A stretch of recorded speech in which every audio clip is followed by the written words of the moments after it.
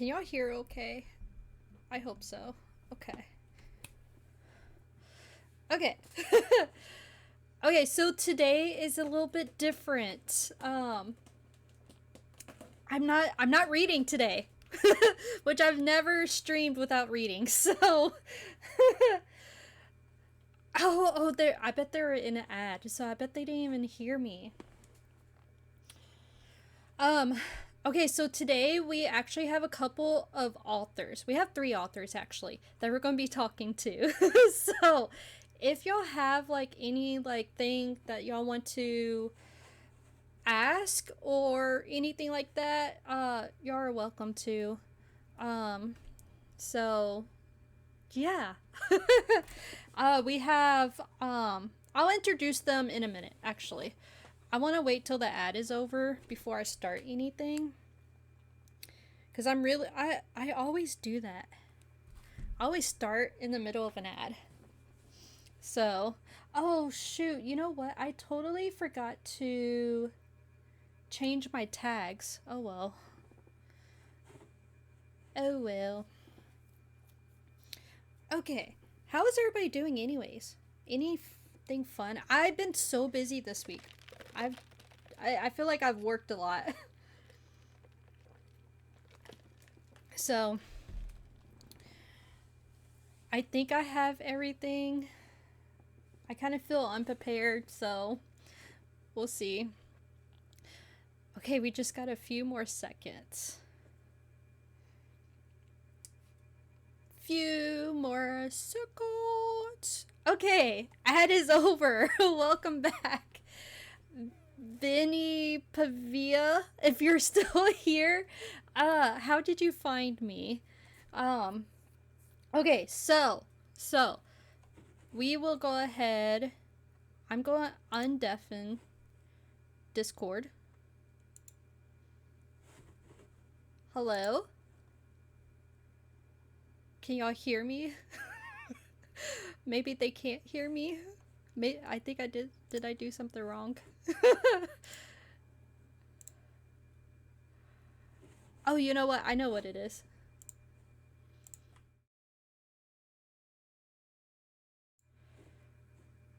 I gotta change my push to talk.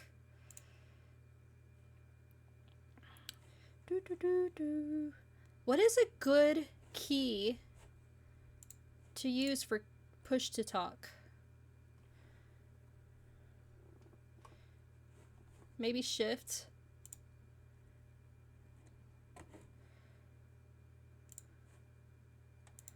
Okay. Hello? Hello. Okay, perfect. I had to change my push to talk button again.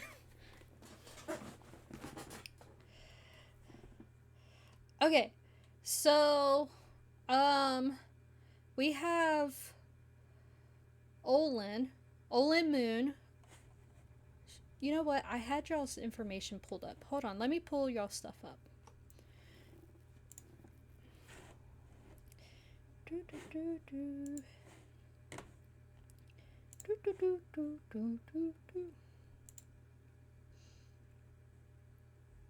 Probably go downloads.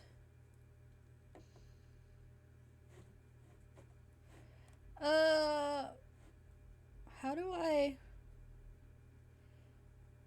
And if you threw a party, Oh, thanks for the follow. Everyone you knew. Oh my goodness. You would see the biggest gift would be from me, and the card attached would say, "Thank you for being a friend." Welcome in. Thanks for the follow. Is it Princess Fluffy Bun? I'm sorry. Oh, you're from Stories? Welcome in. Yes, we're going to be talking to Stories. I love Stories, so I love your name, just saying. I'm trying to pull up. I want to pull up. Okay, you know what? I know that I have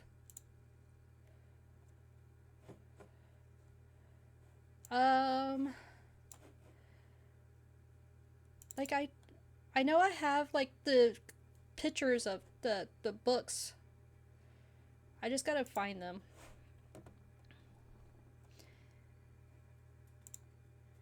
Whoops. My computer... Oh, this is perfect. Okay. Okay, so let me pull this picture up. This has, like, all of them. I'll do the promo thing that I made.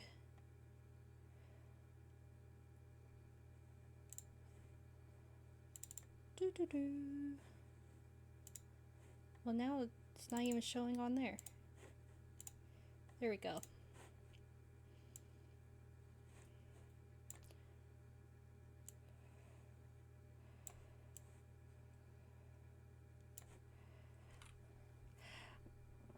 I didn't forget.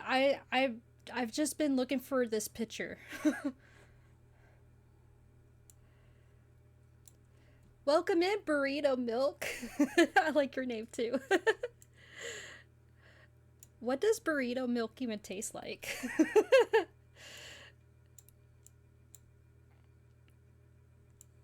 I don't know where to put this. Okay, good enough. Okay, so we have you don't know. Magna, welcome in. Thank you for the check-ins. Okay, so we have Olyn Moon, who wrote Blood and Moonlight. You know, I haven't read your book, and I apologize for that. Okay, it's fine. So this book just recently came out. It came out like probably like a month or two ago. Did it come out like a month or two ago? 2 months ago. 2 months. Okay. Tastes like a bodybuilder who wants to drink their burrito. I mean, that's fair. It does. It does. I'm going to... Okay, Bo, thanks. I appreciate it. Okay.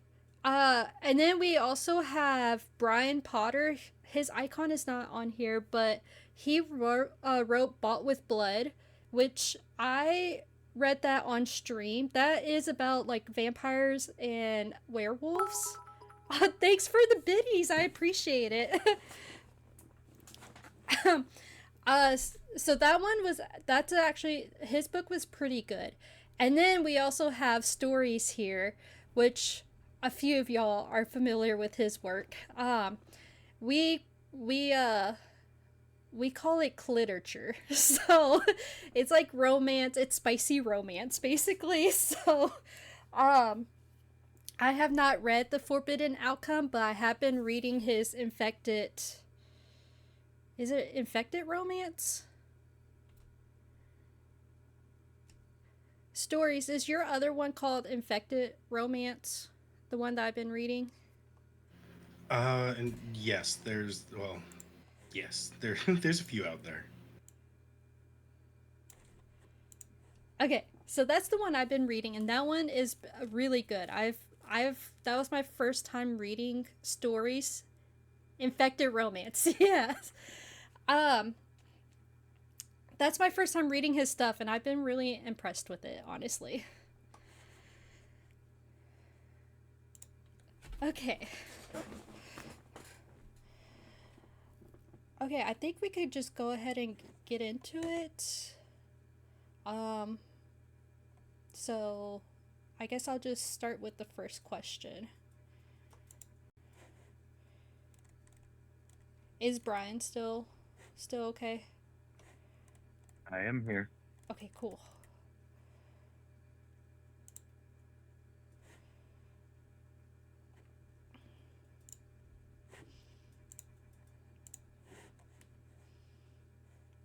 I'm still here.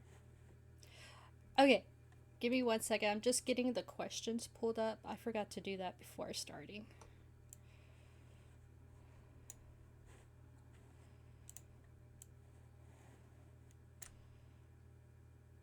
It's changed a lot, Vinny. I have to let you know. Oh, okay. Okay, so the first question, how do y'all want to do this? Do y'all just want to go in order from like Brian, Olyn, and then Stories? Sounds good to me. Sounds good. Okay, Brian, do you want to tell us about your new book that's coming out? You want me to tell you about the new one, or start with the first one and lead into the new one? Oh, that's a good idea. Yeah, you could do that. I mean, since we're on this is the week of the anniversary of the release of my debut novel, Bought with Blood, and that novel starts with Thanks, Simon, Ambly, who for is the a werewolf, check-in. and his mortal brother Blake, who is a cooler at a gentleman's club. Their younger sister is abducted by a vampire right under their noses, and they're joining together to try to find her and save her if they can after spending several years estranged from each other. But unfortunately, the trail goes Elaine, I cold, just did and more years the go hydrate. by. And then one night, when Simon is meeting Blake at the club where he works, a pair of stripper sisters hired for a private dance get attacked by vampires. The brothers rush in, try to stop the vampires, but they're too late to save both women. And then for a while, the story follows the older sister, Melissa, as she's embracing her new life as a vampire, and the younger sister, Tanya, who is still not quite sure what happened that night or why Melissa has become so distant and keeping secrets and living this new life without her. Even though Welcome they in, like came to Alter. the city Thank you to for try to find stopping a way to by. pay for college and things like that. So a series of chaotic and violent events take us on a journey to discovering who ordered the attacks against them and why, all while Tanya is doing her best to keep moving forward while her life has just been flipped upside down. And then when we get to the sequel, which again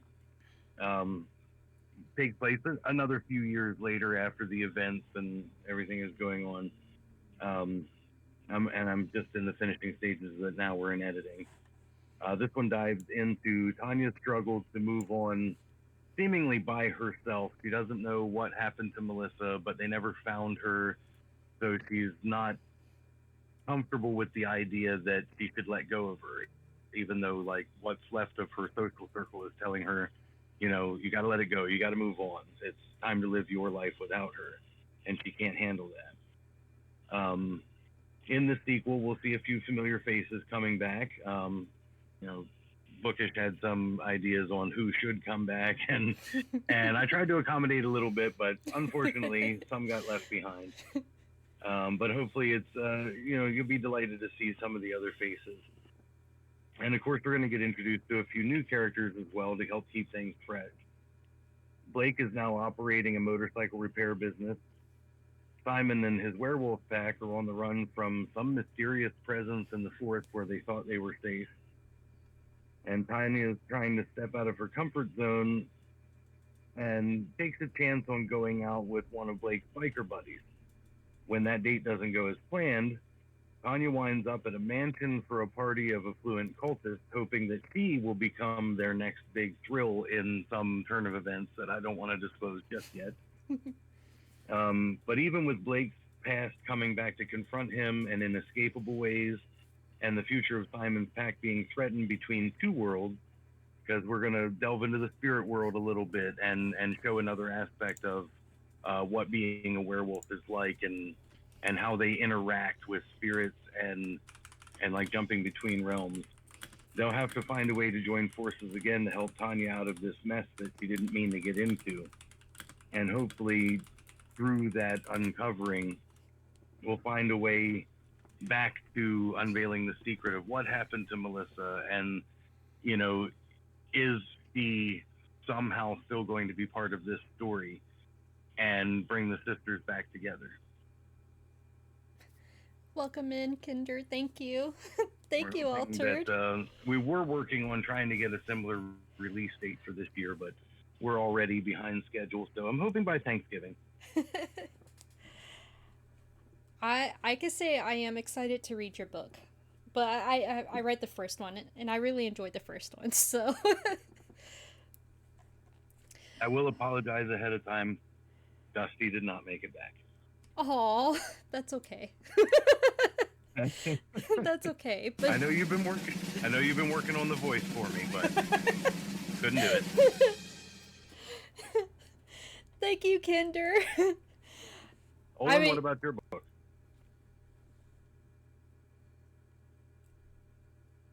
My book, huh? Well, okay. Blood and Moonlight just came out 2 months ago, and it's vampires, werewolves, all that, and more of the supernatural. And it's basically the main character,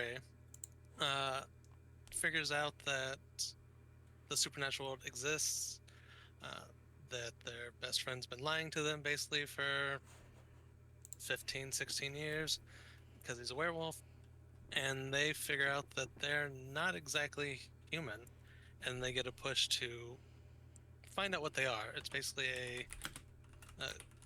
not a coming of age story, but like the whole finding out who you are, your true self, and then there's a little bit of romance in it, and it's pretty much the gist of it. Find out that vampires exist, werewolves exist. There's a whole different layer under everything. I will say I'm a big fan of like werewolves and vampires. So, is it like a romancy or no? It is like it's got the romance. Like I started as the romance book novel thing. It kind of goes away from there a little. It has a little more horror gothic thing, but it's also got a trio, like a three-way romance, like the werewolf, the main character, and the main character and the vampire, and the vampire and the werewolf hating each other because vampires and werewolves don't get along. That's fair. I think me and Brian had that conversation when I was streaming his book. Yeah, it was fun to write, and I'm in the process of writing a sequel to it, so prepared for that to come out. Stories, do you want to share about your book? Oh my god, Sure. Bo, that sounds amazing. So mine is The Forbidden Outcome, which is a fantasy novel. It's got this one I actually try to take a lot of D&D characteristics, and I normally don't plan stories like this. This one actually has a lot more depth to it. It's not as linear as the other books that I have. And a lot of the choices that occur in the novel was actually solved by a character sheet and a D20 to see how the characters are going to react to their environment. Overall, I can't really give too much about it because it's a story that instead of coming out in volumes to equal up to a book, it's turned into books that's going to equal into a whole series. But I do have the whole book out, which basically follows the two leads in their development of the town that they live in. So Does that mean it's kind of a choose your own story when you're rolling on those decisions? No, it was actually basically I had ideas on how I wanted them to interact, I guess would be the word. So instead of forcing the story how I wanted it to go every time, I wanted to make it a little exciting for myself when writing it, and I would just roll the dice.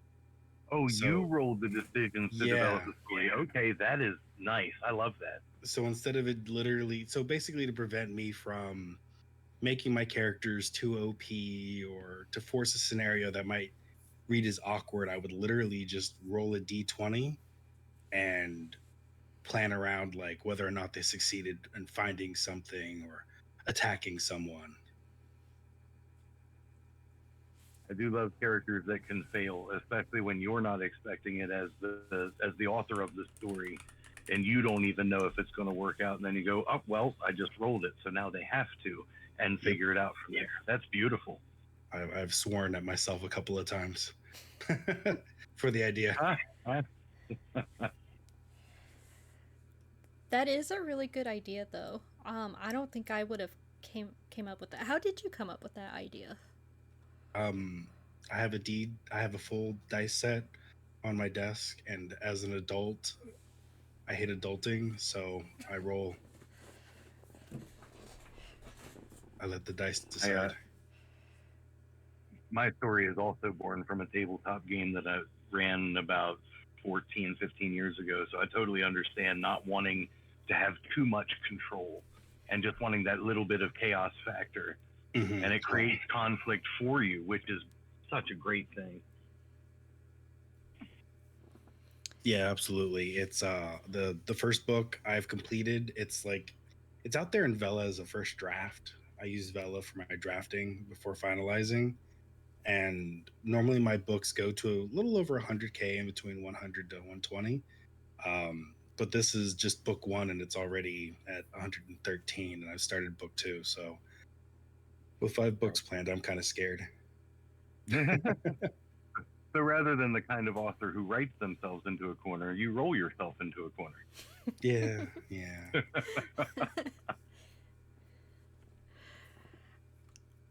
Well, that actually leads to the next question, which is basically describe your writing process. Do you outline, plot, and plan, or is your writing more organic? I do a little bit of both.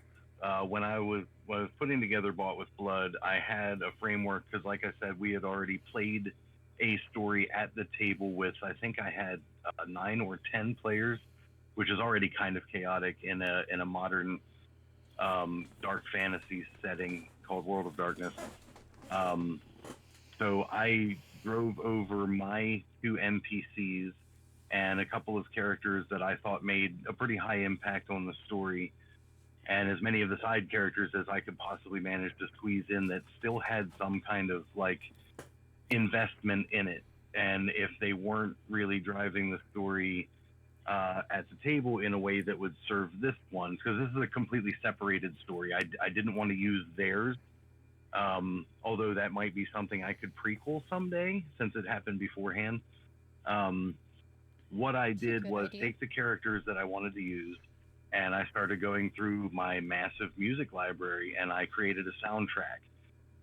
So that was my outlining process. So each of the main 4 characters had like their own like song from the beginning of the story and the song that would describe where their like mindset was towards the end of the story, and then I would pick tracks in between that would like carry over whole story arcs. And it's like, every song you listen to on the radio tells their own story in like 3 minutes. It allowed me to, go back to my old burning CDs kind of way and put together playlists that would allow me to, while I'm at work, because I drive for work a lot, I could just listen to my own outline soundtrack over and over again and get into the mindset of those characters and what they're going through, and keeping the ideas fresh without having to go through lots of paperwork and tons of scattered notes and things like that all over the place, because I tend to not be very organized. And that soundtrack would just like stay so fresh all the time. And of course the challenge there is picking songs that you don't hate, because you'd hate to want to skip the tracks that are telling your story. And so, like, when I needed to get through one story arc, you're listening to the same song 13, 14, 15 times a day to try to, get yourself situated mentally to tell that part of the story. And then I insisted on writing it linearly from beginning to end rather than jumping around, so that I could cover my own plot holes as they came up, or just see what the characters do to handle things. Because if I had a story arc track playing, I had to figure out how all 4 of the main characters are going to interact with this piece of the story. And so like you'd listen to it with Blake in mind first, and then try to make a note or two, or like I'd make little recordings along the way.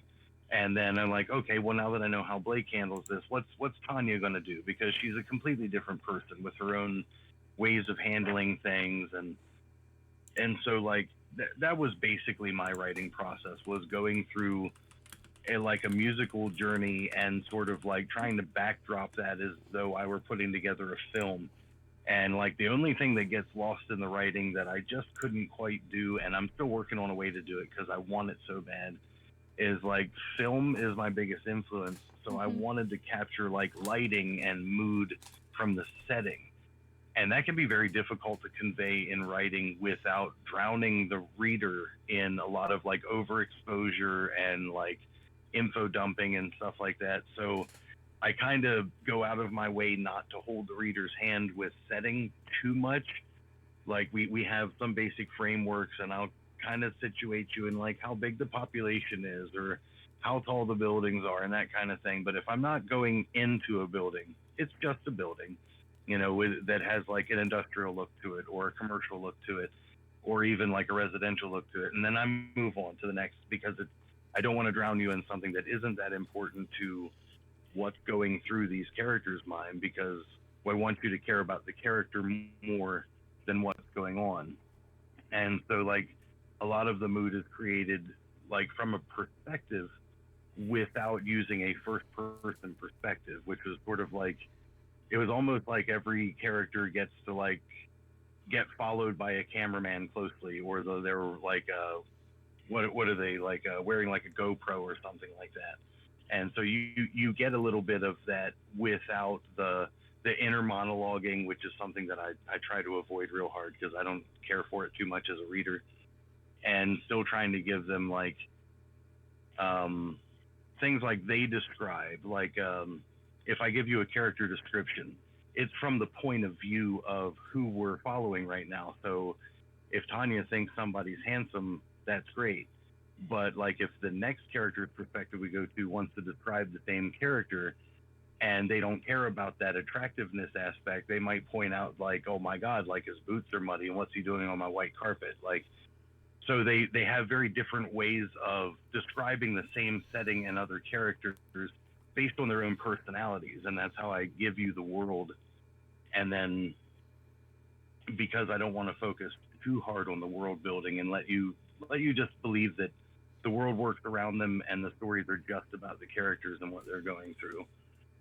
And so getting to the end is a little bit of a challenge because I know what I want to get to, but I also sort of want to let things unfold as organically as possible along the way without forcing too many decisions, unless we're getting like way off the rails and end up telling a whole different story, which admittedly will happen from time to time.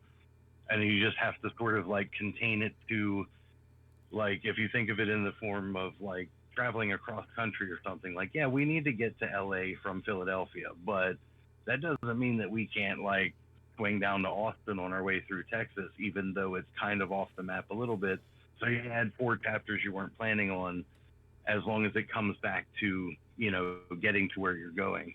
And then of course you still have to ride home. And that's something that I try to plan for also. I think I remember us talking about a lot of that when I was streaming your book. You told me what songs exactly that you chose for your book, and I can't remember. What do you remember what they were? I have a lot of them still set aside. I did one from, gosh, what were the names of the songs? I did like "I'm Alive" by Flyleaf, and what was the Three Doors Down song that I was using for Simon a lot of the time? "Love Me When I'm Gone." Mm-hmm. And those were a lot of the driving motivators musically, because those characters are such a like a tour de force once they're on the page, because they don't reveal a lot about themselves except through their actions. And so you kind of have to wait to get those personality quirks out, because they're not just like standing on the scene telling you I'm this guy and I'm here to do this thing.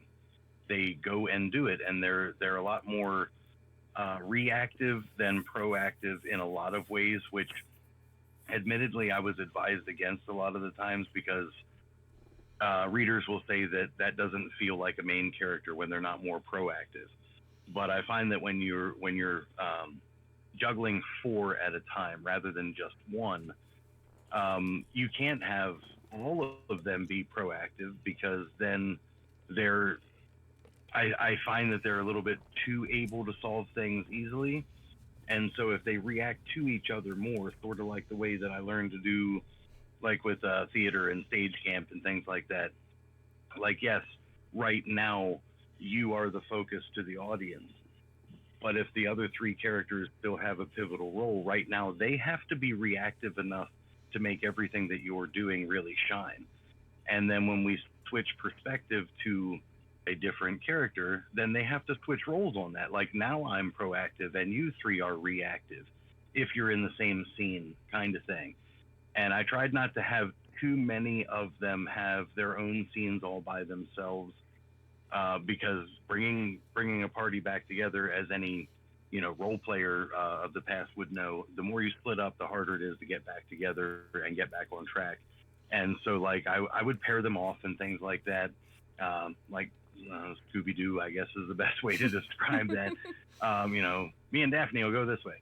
Um, to always keep a reactive character in the scene so that they constantly have something to bounce their ideas and descriptions off of and keep their perspective fresh, and so that they're not just alone or god forbid victimized too many times, because they still need to drive the plot.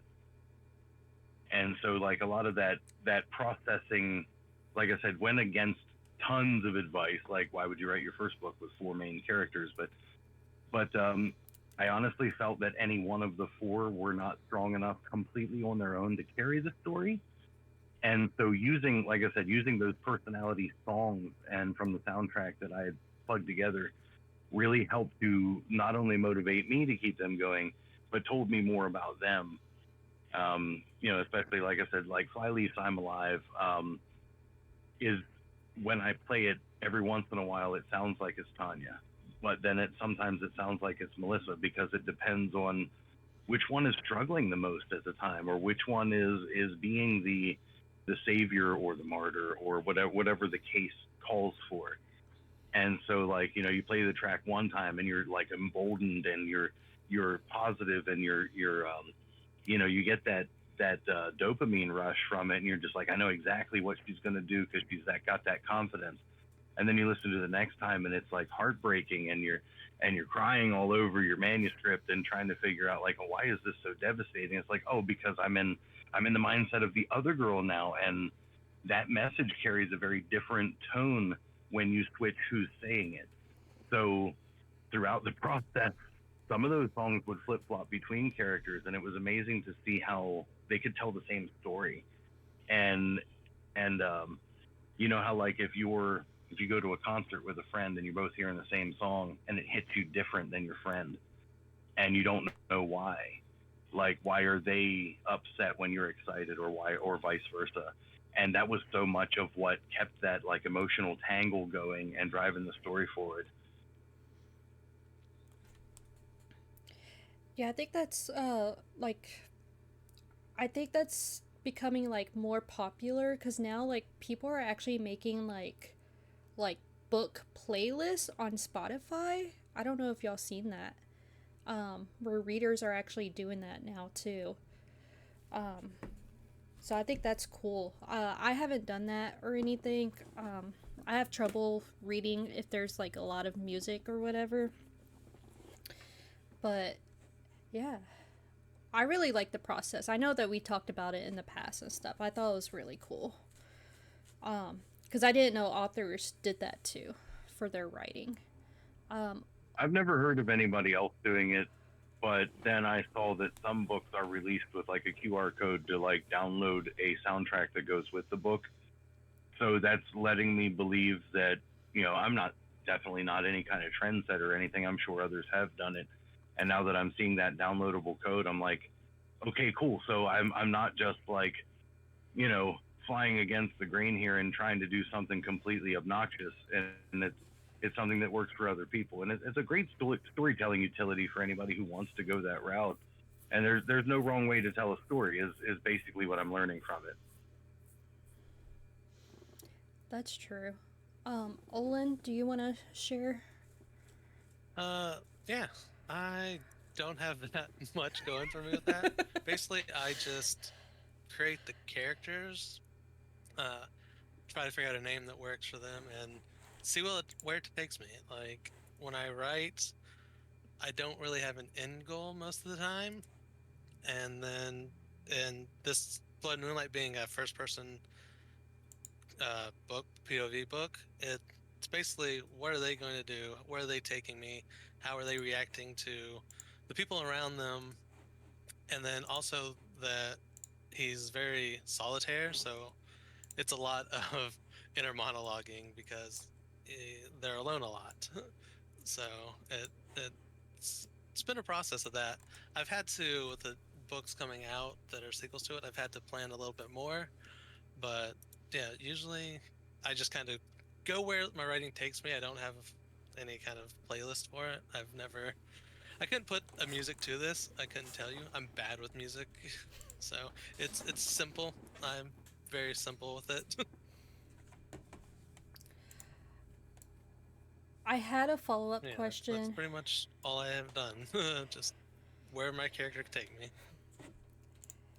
I had a follow-up question, but I lost it, so I may come back. Okay. Oh, you were talking about the monologue thing. So, like, because I haven't read your book or anything, like, is there a lot of, like, dialogue, like, between characters?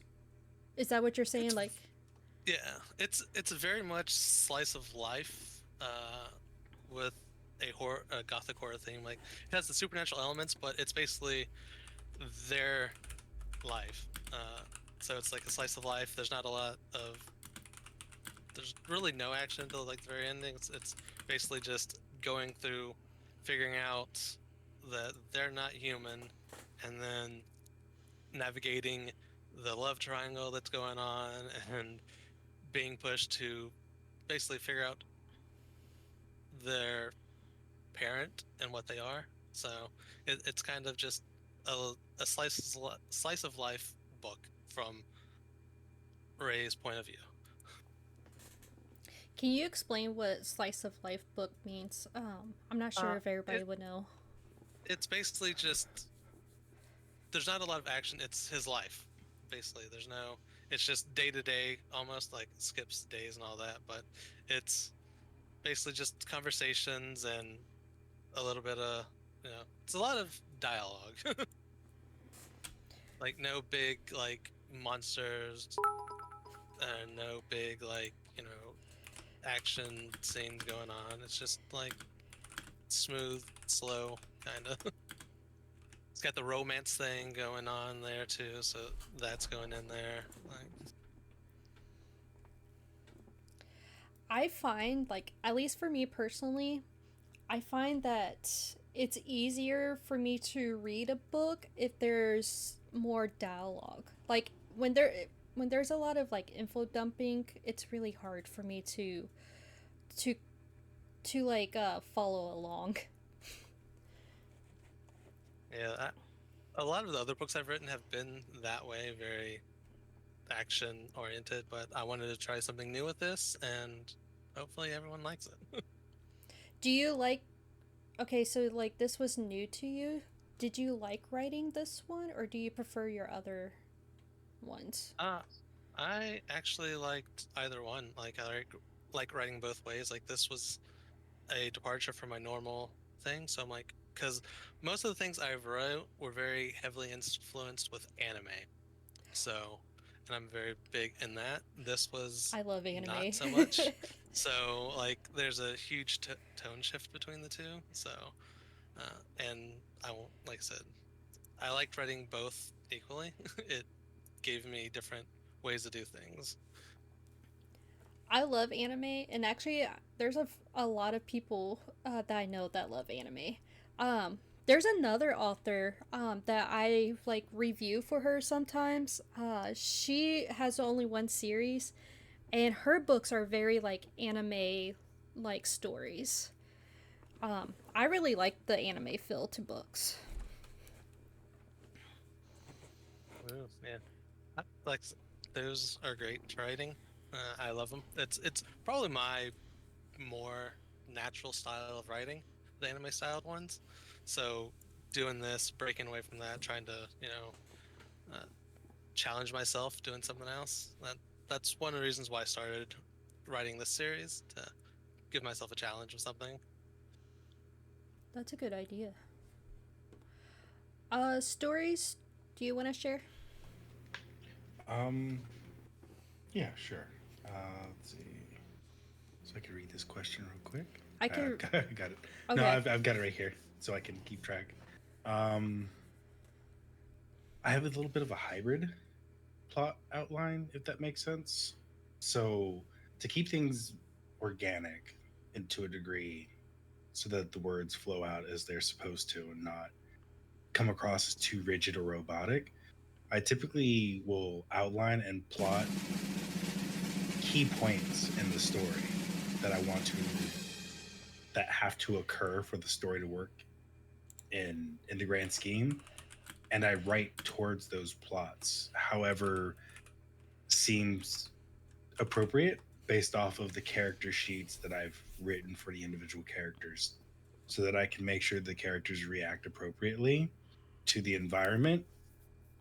Um, I think the only book that I have right now that has been very strictly plotted out has been The Forbidden Outcome, and that's just because it's going to be such a large series. Mm-hmm. To keep track of all the ideas that I have for it moving forward, and in the rear I have to have all these little notes and everything, so that I'm not having plot holes and loops and everything like that, which is part of the reason I wasn't ever going to write one that big, but ended up writing one that big.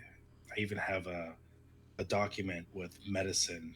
I've created herbs and things and written down how they're processed and Oh, everything, wow. so I have them for later to call back onto. The only other thing that I have that's been a new writing process is, I know a lot of people, like, they typically see internal monologues and stuff like that as just italicized, typically with one character at a time. Mm-hmm. Legacy, you've seen this. This hasn't been released yet, but it's coming. The Infected Romance series I have. Yeah. I When I was rewriting it, there was a lot of detail of just telling the reader what the characters were experiencing, Mm-hmm. and to get away from just an info dump, basically, I deleted hundreds of thousands of words at this point in time, and I've replaced those with the two main characters have their specialized text. The female lead has a more flowy style text that gets Mm-hmm. centered, and the male character has a more typeset style internal monologue. So as they're interacting with one another, the thoughts processes that they had that were in details are actually now, the reader can actually feel what they're feeling, instead of just reading and being told what they should be feeling. Mm-hmm. I will say, I don't know if I've ever told you this stories. Uh, I was rather really impressed with your writing when you made my lore. Cause like in 10 minutes, you basically like came up with a whole lore, and I didn't even give you like much guidelines. You just like came up with something on the top of your head. It's a curse sometimes. So many unfinished Kaylee, projects. welcome in. Or Callie, sorry. We're doing author interviews, so it's a little different today. That was it. Yes. Yeah. Well, I mean, I have my next question. Sorry, I was just talking a little bit. um. Oh no, you're fine. Yeah. Um. Okay. So the next question, I guess it's back to Brian. Is do you have any odd writing habits? I would have to say I do. They're not. I don't find them odd for myself, but I'm an odd person, so unfortunately, that will put a lot of writers off. That when they hear about my process, I do attempt to find like a small quiet space where I can work without interruptions, but it doesn't really work out for me. And I tend to get my worst ideas when I'm in those quiet spaces. So the funny thing is, like, some of the scenes that I was proudest of or had the most energy for were when I was just like, if I'm driving along on my way to a delivery and I get an idea, so I have to like record a chat to myself on the phone, like as I'm driving, and we'll just like plot out a whole scene and try to make sure that I'm including some character dialogue, and I have to like do the voices, and occasionally that makes my customer wait a minute because I really have to finish that thought, but I got to get it out because that's more important to me than the $3 I'm about to get. Or I wrote like an entire chapter which was almost entirely a chase scene. The Jeep chase through the woods running away from the other werewolves was written while I had my wife's car getting the tires changed and realigned. So I'm in like the mechanic shop surrounded by people, and they're all having their conversations and, like complaining about their, the budget and all this kind of stuff. And in the middle of that, and I'm just like, and the werewolves are closing in, and we take another 90-degree turn and almost flip the Jeep. And I'm just like grinding through this, and I'm in such a rush, like trying to make sure I can type as fast as my brain can go. Or one Saturday morning, my son had his bowling leagues, and it's always like a 2 or 3 hour long session in there, and there's like 100 people, and the pins are crashing and everything, and I'm just churning out scenes, like just typing in it. And I know everybody in the alley, so they're coming by wanting to know what I'm doing and asking questions while I'm furiously trying to write something out before I lose track of what I'm doing. And of course, because they're, like I said, they're locals, they're neighbors, and we know each other. Once they find out what I'm doing, it was always funny because they'd be like, "Hey, can you, maybe include me in your book somehow?" And the running joke was usually, "Well, I do need a character to die in this scene in order to get something done. So if you'd like me to like give them your name and description, I can definitely include you." And then I would get these like really awkward looks, and that would get them to leave me alone. So I could finish my scene. But yeah, like for whatever reason, like the more clutter, the more noise, the more distractions there are, seem to drive me to get it done better.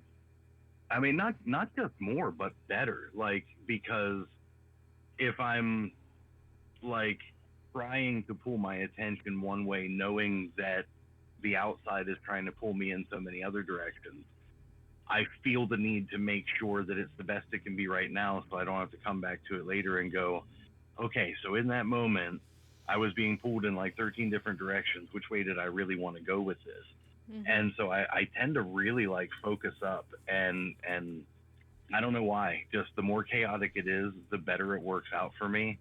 As long as I've at least got enough room to like pull out my phone and write a paragraph or two, it seems to just churn out so nicely. And a lot of the times I would take my laptop with me or whatever, but it takes a lot longer to get set up and get geared towards doing it. So for the most part, again, against advice, I would just write things on my phone, email it to myself, so I have not only a backup file of it, but I can also just copy paste it from there to the Word document when I do have time to take a look at it on the laptop on the bigger screen. And then I can see like, oh, well, these paragraphs are really short. I can add a little bit more to that. But, or, like in a real pinch, if I just need to do something quicker and I don't want to like scroll through the apps or whatever, or like I said, if I'm between deliveries or something, I would just send what I wrote in like a chat to my wife, who is my editor, and be like, okay, can you go ahead and transfer this document back after you look over it and tell me if it's trash or not? And then, then it'll all be organized when I get back to it later. And, oh, look, there's a chapter. I didn't even know it was big enough to be a chapter. Great, I'm all done with that. Time to move on. So it's it's wild sometimes. So hold on, you write basically on your phone?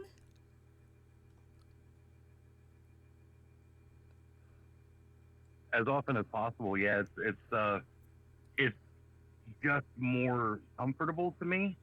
I don't like computers at all. So like, even though I have the laptop to work with, The only thing that I like about using the laptop or the larger screen is when I'm reading back through everything, because there's a lot less like page skipping and scrolling and whatever, and it's more organized at the end. But like for the process of writing, when I just want to get a thought out, I do it all in like such short spurts, and we'll just get that Holy idea jeez. down. And like if I can condense everything to one sentence at a time, that's like the best possible thing for me, because then I can expand that into a paragraph and then expand that into 3 to 5 or whatever. And then I get to switch perspectives and go to another person and try to do the same thing. So like for each chapter, if I'm going to skip perspectives 2, 3, 4 times, I try to just give everybody one sentence for the chapter. And then I'll expand upon that and how they're dealing with what's going on. And since I only, like I said, I have pretty limited time to write. So when I'm just trying to cram it all in, that ends up being really efficient for me, even though that sounds backwards. I hate the screen. I don't like the way the laptop heats up on my lap, or that I have to have a bigger space to work or an actual chair to sit up in and all that. I just don't like it. Like I can be in line at the bank, just trudging along, waiting for my turn, and write out half a chapter on my phone, and then just transfer the files where they need to go, and it just works out really well for me. I'm honestly impressed by that, to be honest. Because like for me, when it comes to the phone, like I'm so sloppy. It's like I just don't care. Like, I'm more careful when I'm like on a screen. So I'm like impressed that you're able to do that. Well, I mean, but listen to what you just said about it. That's actually perfect. It should be sloppy. It's your first draft. True. So the messier That's it true. is, the more you get to work with it, the more you get to mold it, the more you get to, see what does and does not work. But you put it down as a mess, and that's beautiful. Like that's how you find what works. Like I think it was Neil Gaiman said that he loves to think of his writing process as you just get or make some mud and just throw it at a surface and just wait a minute and see what it looks like after a while to you. And if you like the way it looks at a certain moment and you don't want it to change again, you help it dry real fast so that image stays. And then you can mold that and work with it, because if you just let it naturally do its own thing, it will change and eventually just be mud on a wall. But what about that thing you saw in it?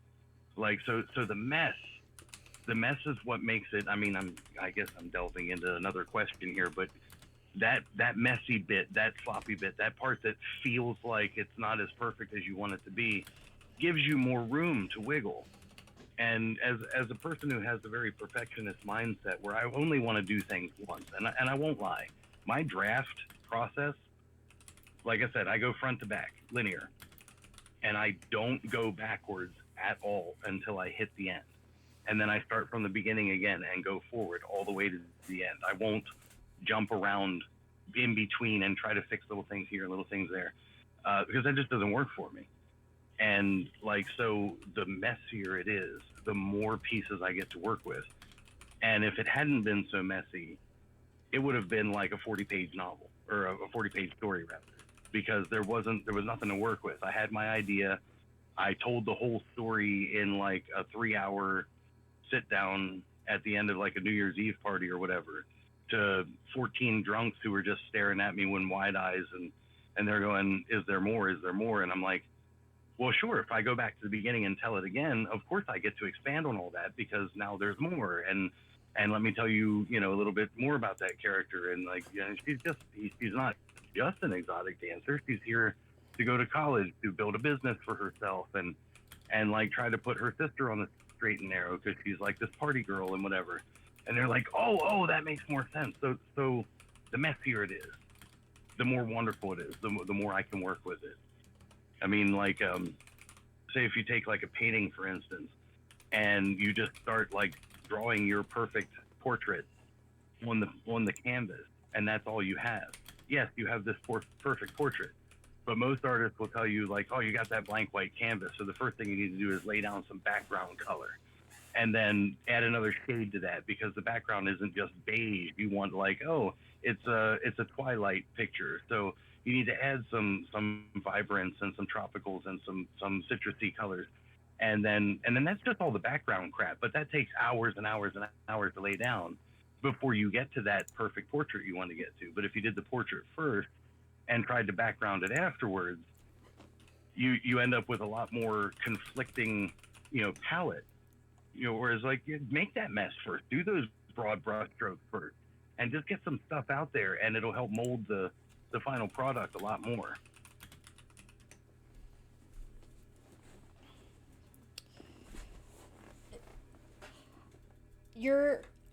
Okay, you made a good point. That is very fair. Who's next? Olyn? Yeah. Any odd writing habits? I don't think I have any. But I don't know what anyone would find odd. I basically usually write if I'm outside of my house. I'll just use a notepad to write down, starting from where I left off. Then I will put it back, like I'll rewrite it in Word when I get home. But otherwise, I'm pretty much use Word for everything. Write it when I can, in spurts usually. Like, oh, I'll be like, this will go well, or this needs to be said. So I'll jot that down, go back to doing something till I get another, mental thing of like, oh, this will go well. It's pretty much my habits of writing right there.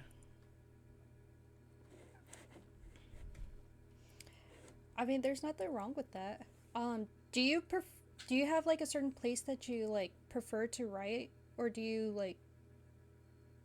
just like write at home and stuff?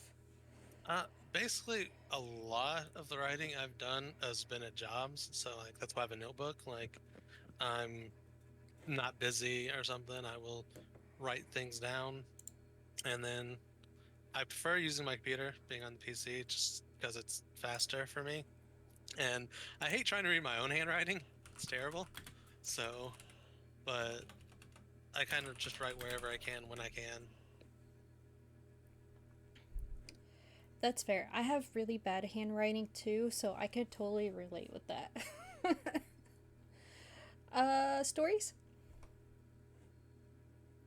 I think the I wouldn't. Well, I mean, everything's odd depending on who you're talking to. The D20 is probably really my only oddity for writing. And then, believe it or not, you said you you said you were writing using a notepad. I do the same thing, but I use a fountain pen to slow myself down and write in cursive, so that I can actually read it later. Because I was originally just writing it. It was chicken scratch. I was like, the fuck did I write? I do What use is a this? pen. I do use What is pens, this word? but I'm like, I've okay, do I know this word? I'm sure context clues will figure it out. right. You sit here staring at it. You're like, okay, they're looking over towards the fuck is this? Oh, can we read these other? Oh, it was the pergola. Okay, we're good. We're good. We're good. I also changed so much after I was like, this just could go here and there. So like, it's basically I'm rewriting everything anyway. So what's the matter if I can't read every word? Mhm. Yeah, I guess that's. I guess Fine, that that is. Oh, go ahead. Sorry. I find that if every 10 or 15 minutes while you're writing, you don't hear Vincini in the corner of your brain going, you keep using that word. I don't think it means what you think it means. Or, I mean, an ego says that. Like, no, that word probably doesn't mean what I think it means, but darn it, I know what I mean, and keep going, scratch it out later. Yeah, pretty much. Yeah, that might be my only oddity is I only write with fountain pens now. Give me 1 second, guys. Honda, thank you so much for the biddies. Let me see. Let me get caught up here. I know I've been trying to. Flame, did you draw the Magikarp? Been doing well, just got off. Have you heard about the Fountain Pen Hospital in New York? I hope work was okay, Deadeye. Wait, there's a fountain pen hospital? No, I didn't. Yeah, they have like Biddies? centuries old pens, Oh. but they also sell brand new ones.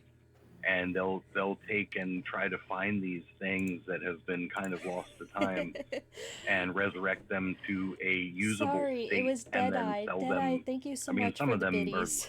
$1,400, and then there are other standard ones like I always go back to Neil Gaiman, but I found out about it through him. He has a particular pen brand that he likes that he only buys from there to give him an excuse to go to New York. And it's like a $40 fountain pen or whatever.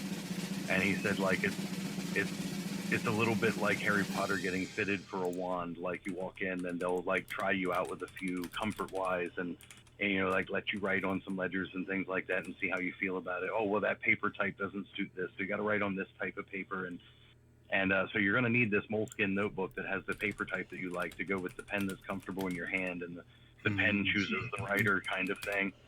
But the temptation though to buy one of those like collectible historic pens that they've got there is oh my god, don't walk in that shop with more than you're willing to spend because you will, especially if you like writing with fountain pens. Let me look. I think I probably got about 500 in fountain pens. There was one that I found listed on eBay when I was like researching this.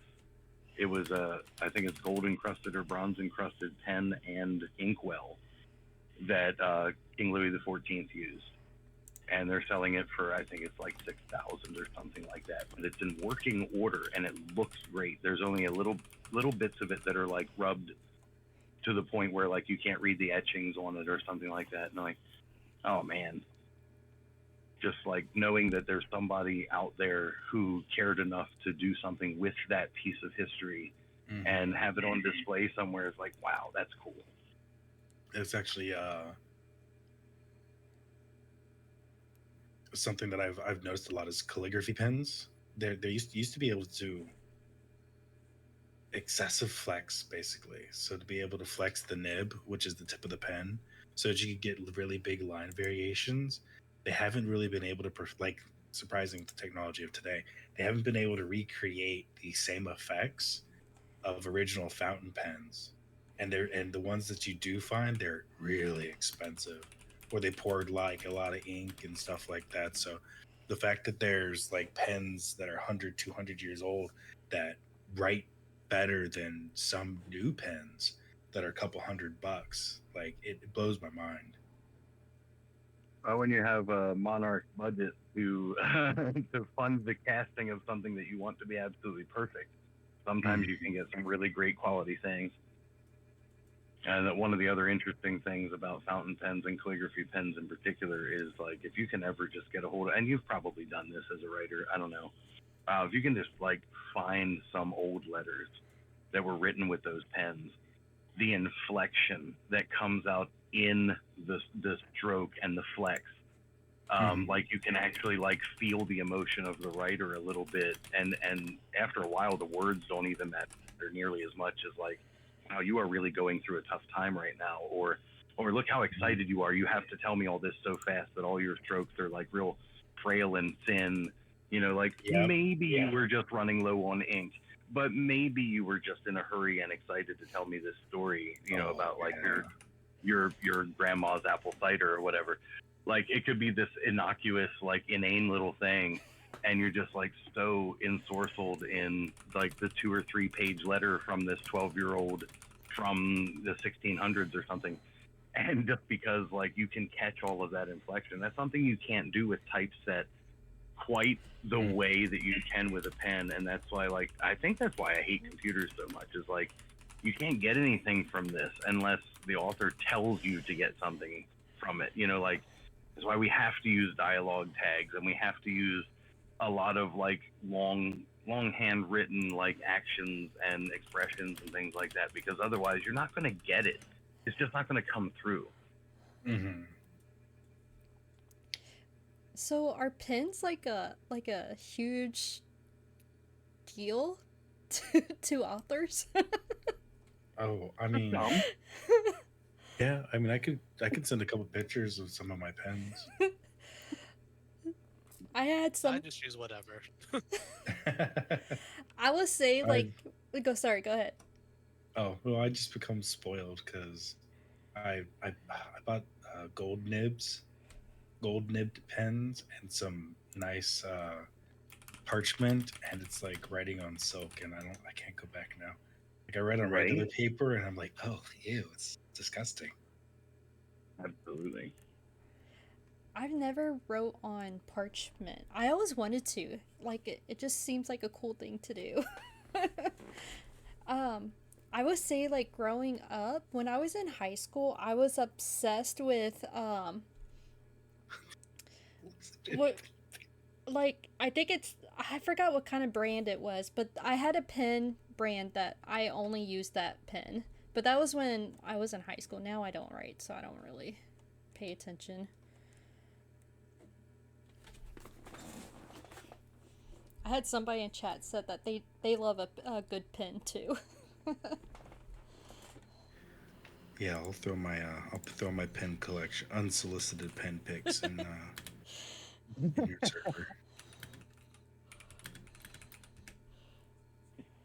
Mm, where should I put this?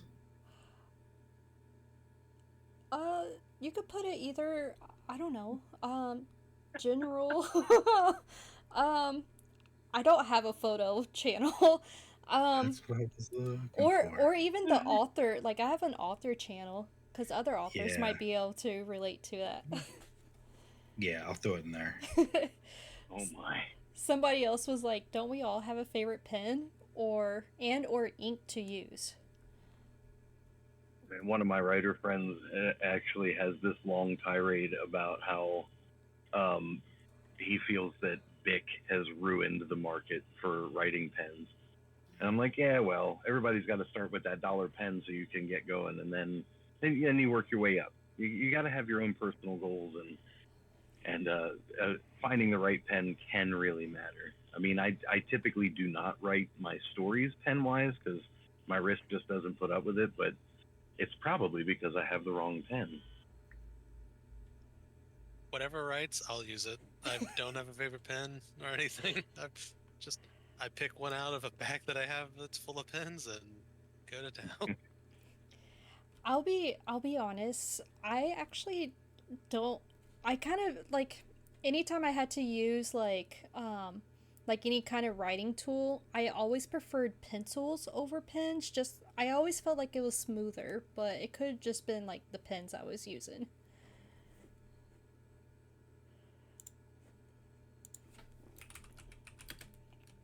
Thanks for the head pat tacos. I use pens because I just don't want to erase, like, because I know if I misspell a word, I'll erase, and then it gets all black if you erase too much. Because oh, I didn't like this, when I can just like kind of mark it off and then continue on. Yeah, isn't that temptation to edit on the spot just really, really strong? So if you give yourself a reason not to, it's easier to keep going forward. Definitely. Yeah, somebody else said that they love a smooth writing pen. Is there a difference? Like, does it feel different using a pen versus ink? You mean like dipping ink? I think so. Um, well, definitely because like with an inkwell and dipped pens, you do have to put the pressure to the paper is there. I know. Well, like God, I'm getting way too clinical about this, but just because you have ink on the tip doesn't mean it's going to write the way you want it to. So you have to get into a good habit. Your handwriting has to be in such a way it's sort of like a muscle memory kind of thing, and the ink runs out, so you only have so many scratches you can put on the paper before you got to redip and redip. And then of course you have like your ballpoints and your nibs and all that allow you to like flush the like the I'm sorry, the fountain pens allow you flushing to the tip, or a regular ballpoint pen just feeds itself as you continue writing, and occasionally you have to like scratch the corner a little bit of your paper to get it rolling again or whatever. But there are differences. I mean, that's why I mentioned things like that fountain pen hospital. Like, you can try 20 different pens in half an hour, and like there's a satisfaction to it if you like handwriting at all.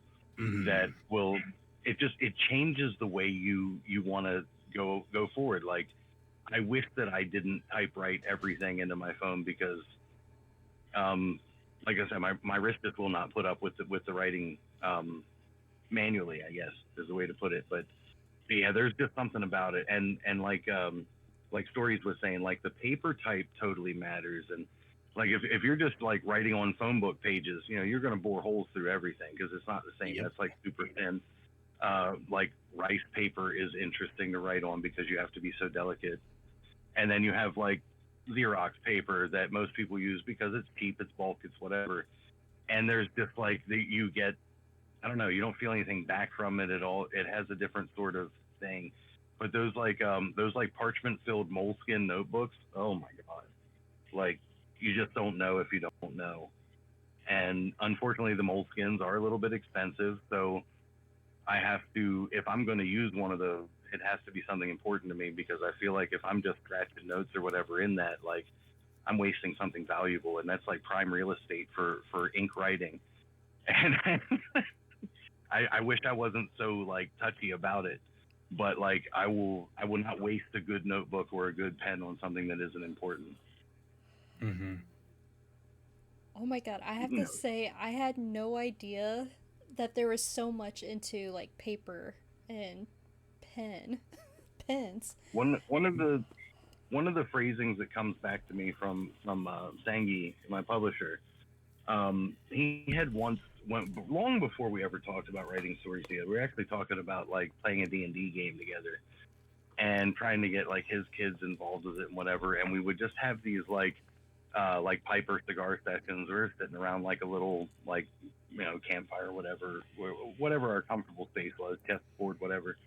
And he called them our like mental masturbation sessions.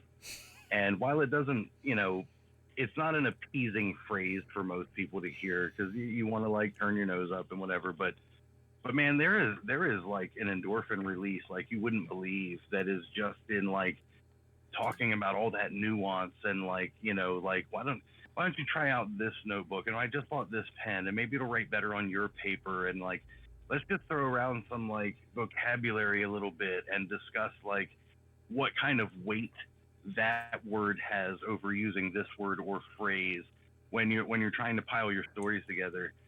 And like like his or my or both our wives would just come in and be like, are you guys done yet? Because you've been in there talking about absolutely nothing for 2 hours. And I'm like, but I don't want to stop, it's so good.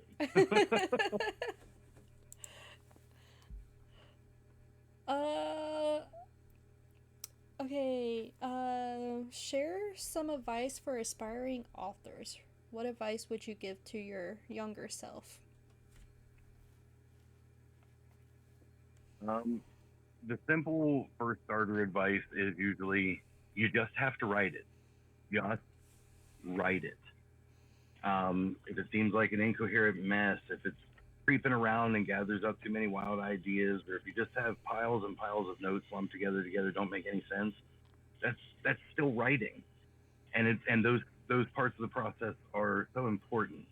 It kind of has to be messy before it makes sense. Like even if you're just concocting the idea all in your head and refuse to put anything down so it's organized, it's a mess first. Or if you're the delicate organizer and you've got everything in perfect order, you've got storyboards and corkboards and your multiple computer files and your Pinterest tab open and everything's all sequential. I don't know. That's still a mess to the reader because you haven't put it down yet. I honestly believe that what makes a writer good or even great is the failure of it.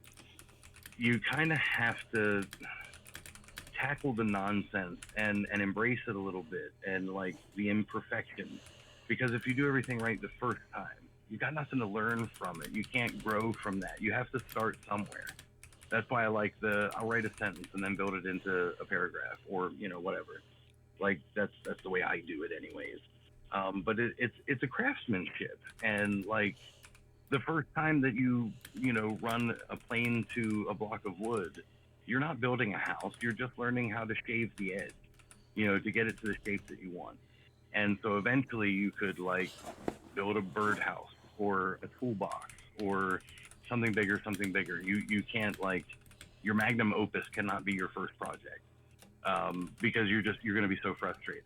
So you got to work on things that are learning blocks, building blocks, and that's what art and storytelling really is. You're making it up as you go until you settle on a final product. Some of the greatest writers that we hold in high esteem have said that they believe if they went back to rewrite their old works, that they could all be better somehow because they're a better writer today than they were on that day or any day prior or in between even. And that to me is a sense of pride and recognition of their growth and commitment to what they do. I mean, even guys like Stephen King will admit that in the beginning of his career, he knew that he wasn't as good as he could be. But he also knew he had to start somewhere. He knew he had to, get his name out. He had to sell an article in order to sell the next article, in order to, drive those up into short stories and so on and so on. You have to start somewhere, and it can be messy. It can even be terrible. As long as somebody's giving it recognition, you have the opportunity then to build from that. And an artist will make scads of terrible things that they never let see the light of day before they're brave enough or proud enough of something. And honestly, that first brave piece of work usually gets rejected. I mean, like what was like J.K. Rowling was in her 30s, I think it was, until she finally got published.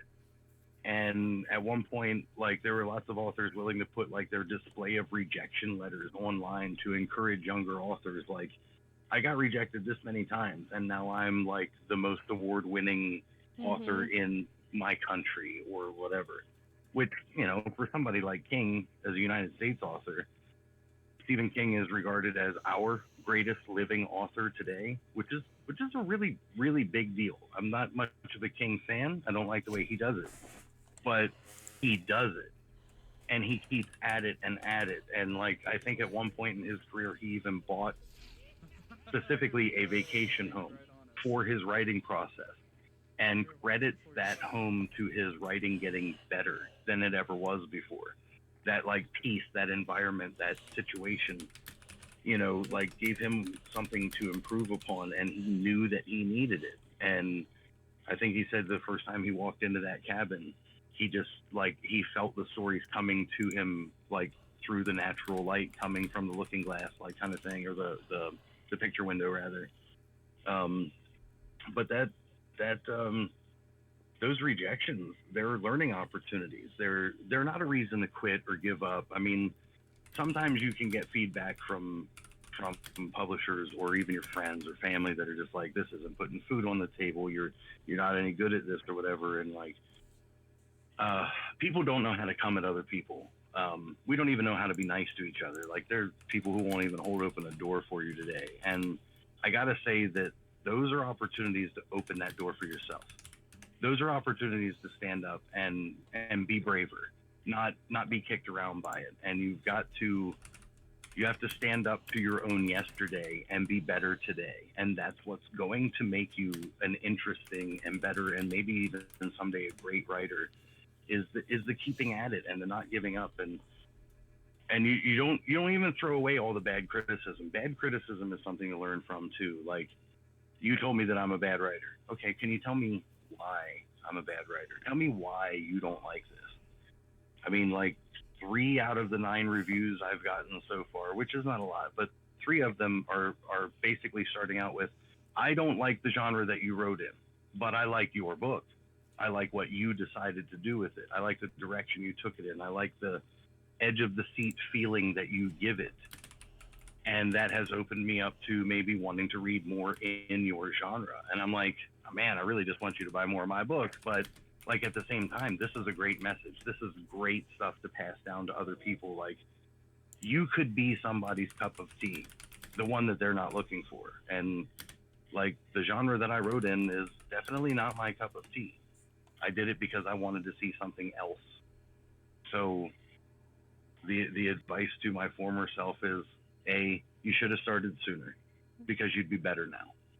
And B, look at how much better you are now. Now write another one, and then write another one. Can y'all give me a second? Thank you so much for the rate. Sorry about that. Chris and Huddy, thanks so much for the raid. Just a little introduction. I'm Legacy Bookish. I'm not your typical streamer. I don't stream games or anything like that. I do a lot of book stuff. So if you're a book person, oh sorry, let me know. This is not my typical kind of stream. I'm doing author interviews. So I have 3 authors with me. I have Brian Potter, which I read his book on stream. Then we have Olyn Moon. And then we have Stories, who actually is another streamer. Let me actually. Oh shoot, Bohemia, can you do like the text shout outs? I haven't done them. I do apologize. That answer was like 3 times longer than I expected it to be. Let me. All good. We're just here having a good time, enjoying ourselves. Okay, so this is Stories. He's on here. Oh wait. Oh shoot. I don't know why I did that.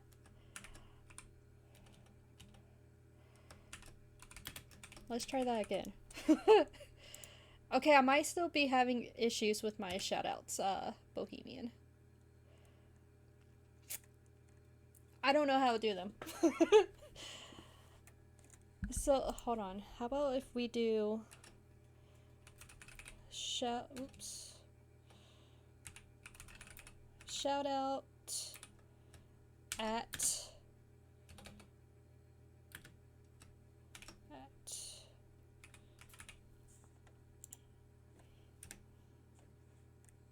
There we go. Okay, so this is the other author. He streams too. So, I'm all for it. Thank you so much. So yeah, I do book stuff. So if you are a book person, let me know. This is the Discord, which we do. There's authors in there. There's different things in there. So it's not just book stuff either. We're going to be having a horror movie nights in October for Halloween. So, let's see. Did I miss anything? Yeah, I don't know why they're broken. Thanks for the support, Chris. I appreciate Mickey. Rusty was in here, Mickey. I don't know if he still is. But Mickey, I am like excited about your baby. I know it's a lot of work and everything, but it's always like, I don't know, it's just different, I guess, when they're like little versus when they're like much older. They're all innocent and stuff.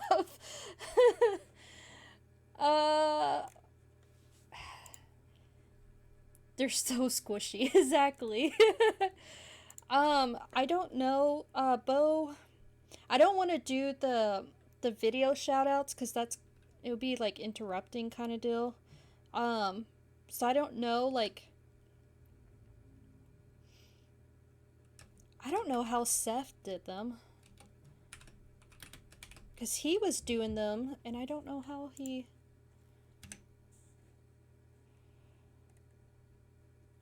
I don't know why it does that. Okay, so what if, Bohemian, what if we do the slash and just do the shoutouts that way? So then people are still getting shout out and stuff. It'll just post at the top. Okay. Okay, moving, next person. Oh, okay, I'm back. Olyn, do you want to share yours? You would see the biggest gift would be from me, and the card basically, attached my would thoughts is say, believe in thank you yourself. for being a Yeah, friend. people are gonna tell you, oh, this is bad or whatever, but don't listen to everyone, because some people don't have what's best for you, or it's not for them. Basically, believe in your own writing and listen to criticism, but not bad faith criticism. And it's hard to, differentiate between the two, but it's something to learn. And advice I'd give my younger self is basically to open up my writing more. Like, until basically 4 years ago, I never let anyone read anything I've ever written, and That is a game. it'd basically be let people read what you're writing, because you can't get better without That is a bad people spot to stand. helping you get better. Like, just That is a writing bad spot to fish. doesn't really Right work, here? because you can just write Completely and fine. never get better at it. But read more, have people that criticize what you're writing will help a lot more than just writing for writing's sake. Give me a second again, sorry. Crimson, thank you so much for the raid. How was your stream? She's being viciously mauled by raids. Just a quick introduction for the ones that don't know. I'm Legacy Bookish. I'm not your typical streamer. I don't really stream games. I do books. Today's is a little bit different. I'm doing author interviews. So we're just talking to 3 authors. One is Brian Potter.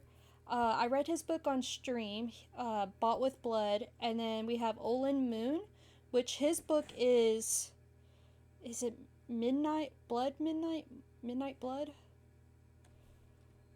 Olyn, is your book Midnight Blood or Blood Midnight? Blood and Moonlight, Legacy of Embers. There you go. And then we have Stories, who is actually a streamer too, and I will give him another shout out. Because y'all could follow him and listen to his stuff. Where are you? Talbot Stories. There you go. And he wrote... Shoot, don't judge me. Stories? What was yours? Forbidden Outcome or something like that? Mm-hmm. The Forbidden Outcome. Okay. His book is The Forbidden Outcome. So yeah, if you're a book person, let me know. Here's the Discord. There's author stuff. There's other book people. And it's we're going to be having like a horror movie night in October. So if you want to be a part of that, just join there. Okay, now let's get caught up on chat real quick. Yeah, you're welcome. I came in from... Oh, Huddy! Thank you once again, Huddy. Thank you so much for my... I actually have a new outfit coming out. So... Raz? Oh, Raz! Welcome in. Thank you. All of the raids... 2 minutes... Okay. Oh, there's a cooldown? Dang.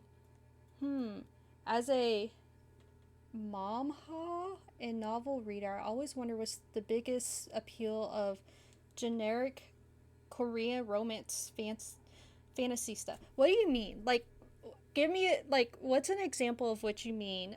Vinny Can I just call you Vinny? Are you okay with that? Yes, cooldown. Players Club. Thanks for... Yes, I love the Player Club. I've been trying to get more active in the Discord, for sure. No worries, stream was fine. Hope the author chat... They are going well. Crimson, I hope you enjoy, listening to them and stuff. Chris, thanks for the emo. Okay, are we good? Venusaur 26? Yes, you could call me. Okay, Vinny. Okay, thank you. Oh, I don't know that Discord. That one I'm not in. Okay. Okay, I think we're good. Goldfish, thanks for still being here. Okay, Stories. I think you're next. Let's see, advice. The biggest thing that I would say is to just write. It doesn't matter what you write, how dumb the idea sounds at the time. At least, especially if you're starting out, try to write at least 100 words a day. It sounds like a lot, 100 words, but when you actually sit down and take 5, 10, 20 minutes, you'll be surprised how much you can actually write down when you're free writing. Nothing you write the first time is going to be the best. I've learned this myself over the past 5 years that I've been trying to write. Advice that I would give is to do it for yourself before you worry about others. If you get caught up in the likes, the reviews, the counts, if you put your stuff on free websites and stuff like that, it's gonna demoralize you exceptionally. Um, this might just be my personal opinion as well, but never delete anything, even if it seems like a crappy idea. Just select it, cut, save it to a different document. You might be able to use it in a different story. A good idea in one place might not be, or a bad idea in one place might be a great idea in another. So always save anything that you create. And it's okay to have multiple projects as long as you have a focus and you are balancing it correctly, because ideas can pop in faster and sometimes an idea won't work well here. So you have an idea that'll work well there, and it keeps you going.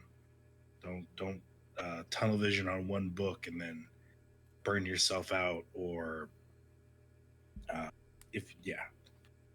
It goes into the next question, but if you get caught in a block, sometimes it's best to just put that away and come back to another one later. I think it was touched on a little bit. Just to follow up, what advice would you give to like people who are like scared to share their writing? Because I know like lately, I feel like I have ran into a lot of people that write, but they're afraid to like share their stuff. Um, Um, Go ahead. a lot of times, what I will ask them first, rather than tell them or advise, I just ask them first. Well, what is your goal? What do you want to do with your writing? Are you writing therapeutically for yourself, or are you writing to market to a large audience, or anything in between, really? Because once you know what the purpose of your writing really is, then you know whether or not you need to share it. I mean, therapeutic writing can still be shared with somebody, but there is a huge trust bond in that, because you really don't want to. But if you're attempting to be an author, if you have goals to sell your writing or at least distribute your writing, whatever, eventually it has to start somewhere. And I would think that you need to have like your trust body, that's somebody that you go to who is going to accept it for what it is, because it's part of you, and they can give you whatever kind of feedback you want. It's going to be biased anyways, but you also sort of have to have that like untrust body.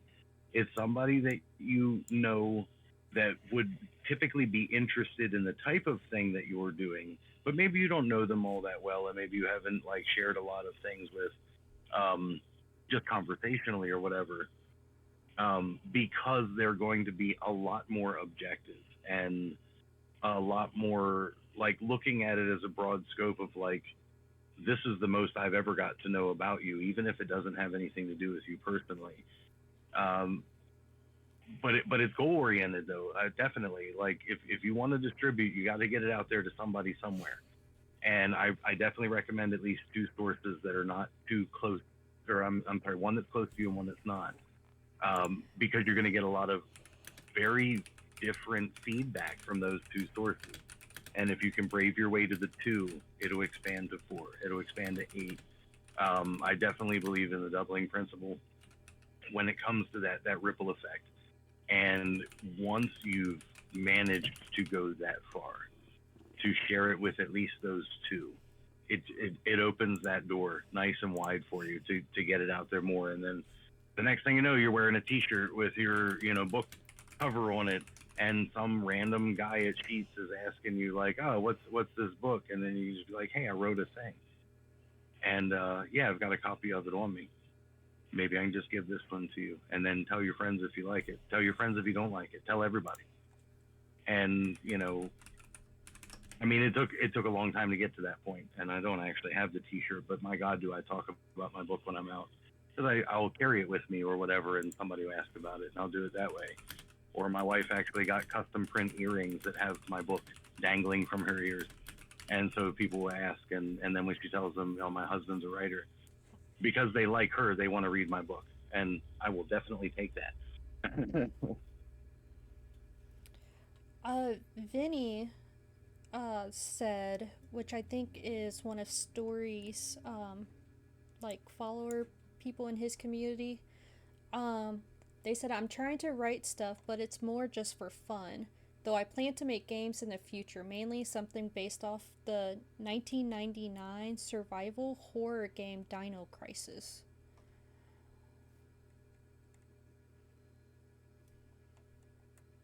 So I didn't know.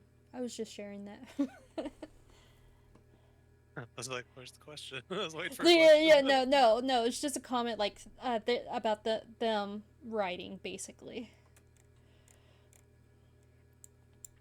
I mean, hey, if you want to write for fun, this is what you're doing. Go and do it. Enjoy it all. A lot of people dive into fan fiction for exactly that purpose, that fun writing, that it could be practice, it could be a little bit more clinical, but for the most part, it's just, I want to do this thing with something I already know about, and I can't mess it up because somebody else already did it right, and I'm just adding. So like it can be just more of an adventure for you as opposed to something serious or business like. Like once it becomes the job, I do worry because right now I'm still in that hobby thing where like I don't care about the money or whatever. I'm writing something that I want to read, and I choose not to add to what other people have done. But it would have been great practice if I had, and I might do it in the future. But any kind of writing is good writing. The sharing thing is tough, but it's a milestone you got to do. Like if you want to distribute, if you want that story out there, you gotta start small and build.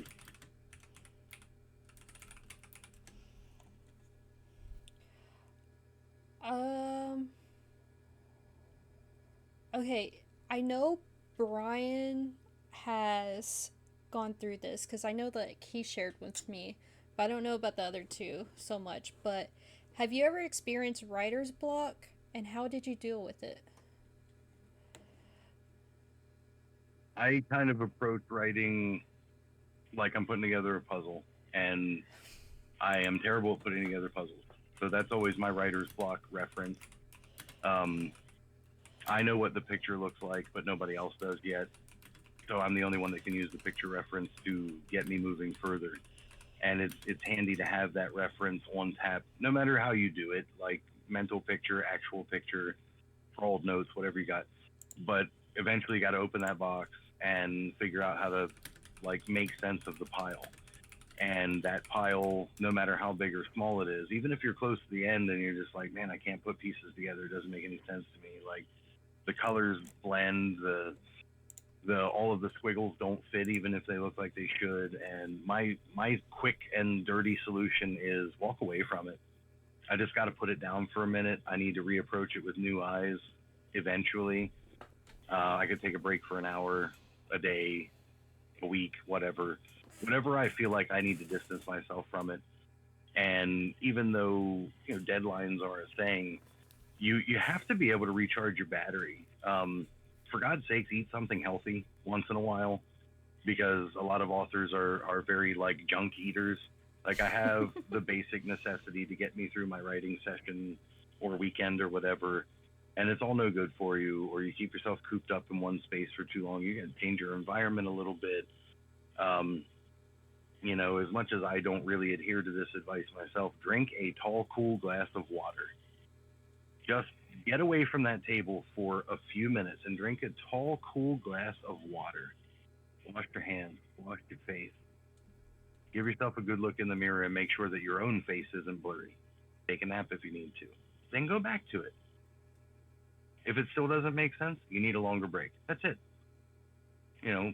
And it doesn't matter how you break. You can go for a drive. You can listen to some music. I listen to my outline soundtrack, which isn't really walking away from the project, but it gives me a clear headspace, and then that lets me look at it with fresh eyes.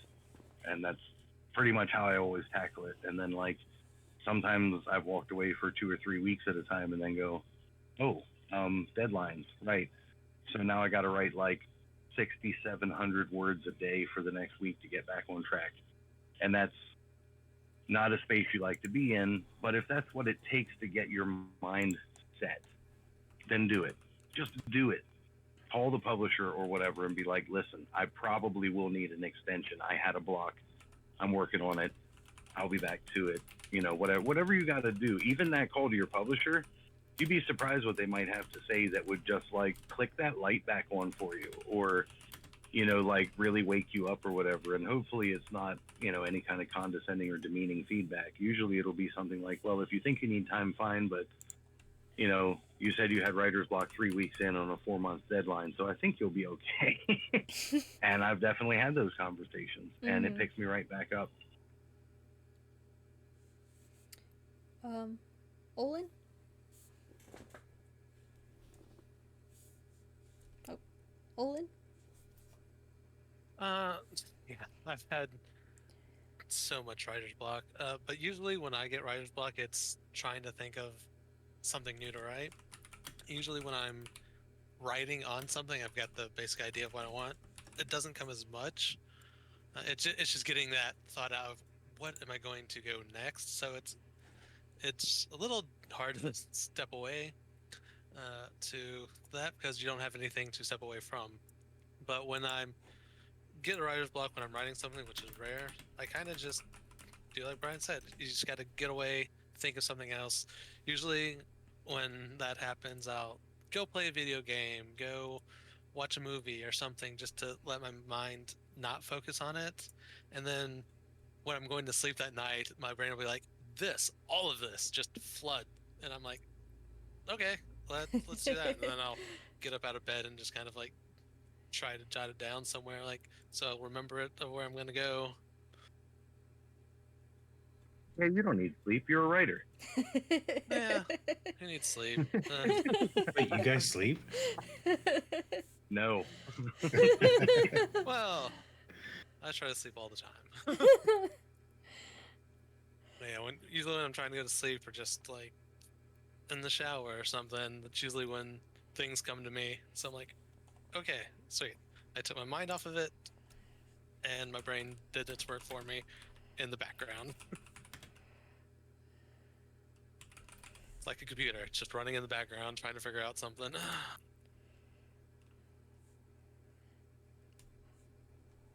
Stories? I'm so writer blocks. So, fortunately for me, I'm on my what we called in the military OFP, own fucking program. So I don't have deadlines or anything other than anything I pose upon myself. So I don't really have that struggle. But if I ever feel like I'm getting blocked or locked up on something, I had mentioned before that I have multiple projects and I never delete anything. So I always have other things that I can go to.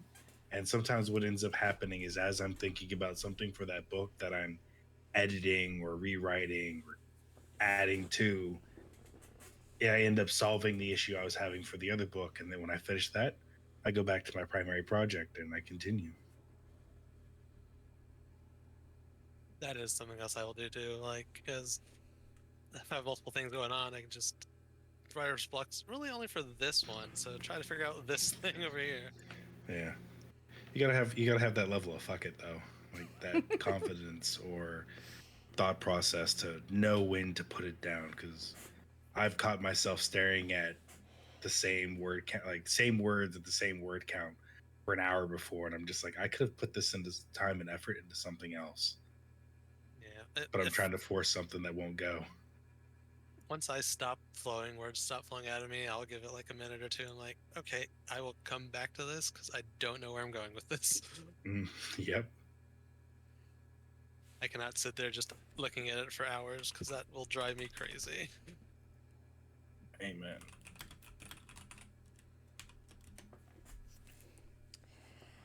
Okay, quick question. I don't know, like, if y'all had a certain time limit that y'all want it to stay on or not. It's up to y'all. We're like halfway on the questions. I don't have anything else to do today, so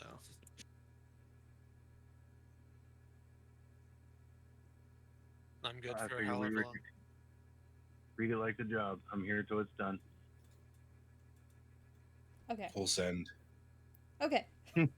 Just wanted to Do make this. sure. Uh-oh.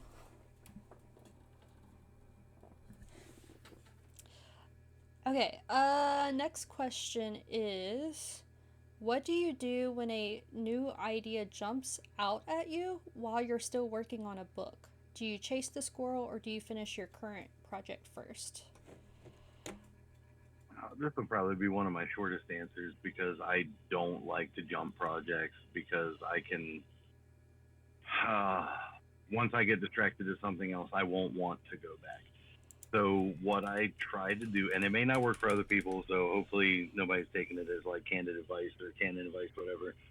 But I'll just make a note of it. I'll give it like just like I do with my scenes. I'll give it a sentence.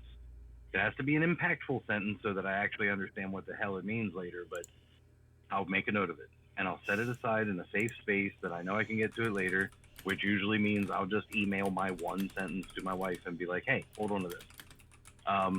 And then I go back to my thing. I can't jump around. I am the squirrel, so I have to contain that for myself.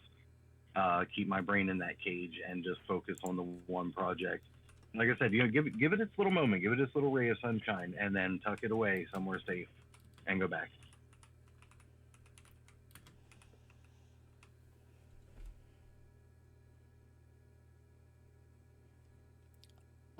Olin? I'm currently working on like 7 different things, so I get a new idea. I Struggle go in, gang. yeah. If I have an idea, I'm going to start it because back in the last question, it helps me work out things like because I'm not thinking about something I'm stuck on, so I go to something else and just kind of jump around like, and it's just how I work. Stories?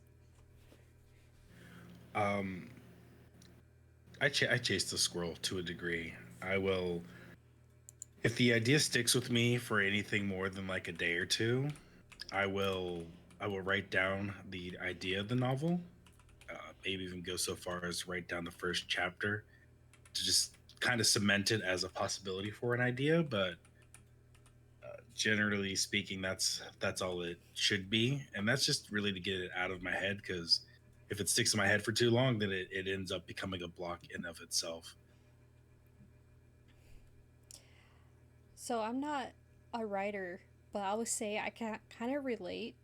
Um, I'm like when I work on projects, I'm definitely a squirrel. I have trouble finishing things though, so I should do more like probably Brian, like try to, you know. Well, everybody has their own process, of course. That's why I said I don't want anybody to take it as like canon advice. You just have to find what works for you. The beauty of having lots of unfinished projects is that you will always have something to go back to, and it's hopefully just right there within arm's reach, and you can just grab onto it and go, "Oh, right, I wanted to do a thing with this. Yeah, that's it. Let me reread it real quick." And then, yeah, okay, I'm back in that moment. And like a lot of what got me started in my process was we were moving for like the 17th time in 4 years or whatever, which is ridiculous. And I finally came across the like hidden trove of all the stuff that I had written in my school years and went, "Oh my god, I have like 23 stories here that I could finish or expand upon." And a lot of them were like either assignments that I did or just fun stuff that I was doing. Like one whole file was just like extra credit writing that I did to bring my English grade up because I was a terrible student. And so like was I brought terrible my grade too. up from like a D minus to like a B plus or something like that just by turning in all of these short stories that I felt like doing instead of classwork. And so I just hang out in the teacher's lounge with my English teacher and like give her a different story every week and be like, "What do you think?" And she's like, "Well, you are kind of a shit student, but I can help you out so you don't get held back. So here's like, you give me a couple more stories, we'll raise your letter grade." And I'm like, "You got it. Like I would much rather do this than turn in like vocab quizzes and the dumb stuff, the humdrum.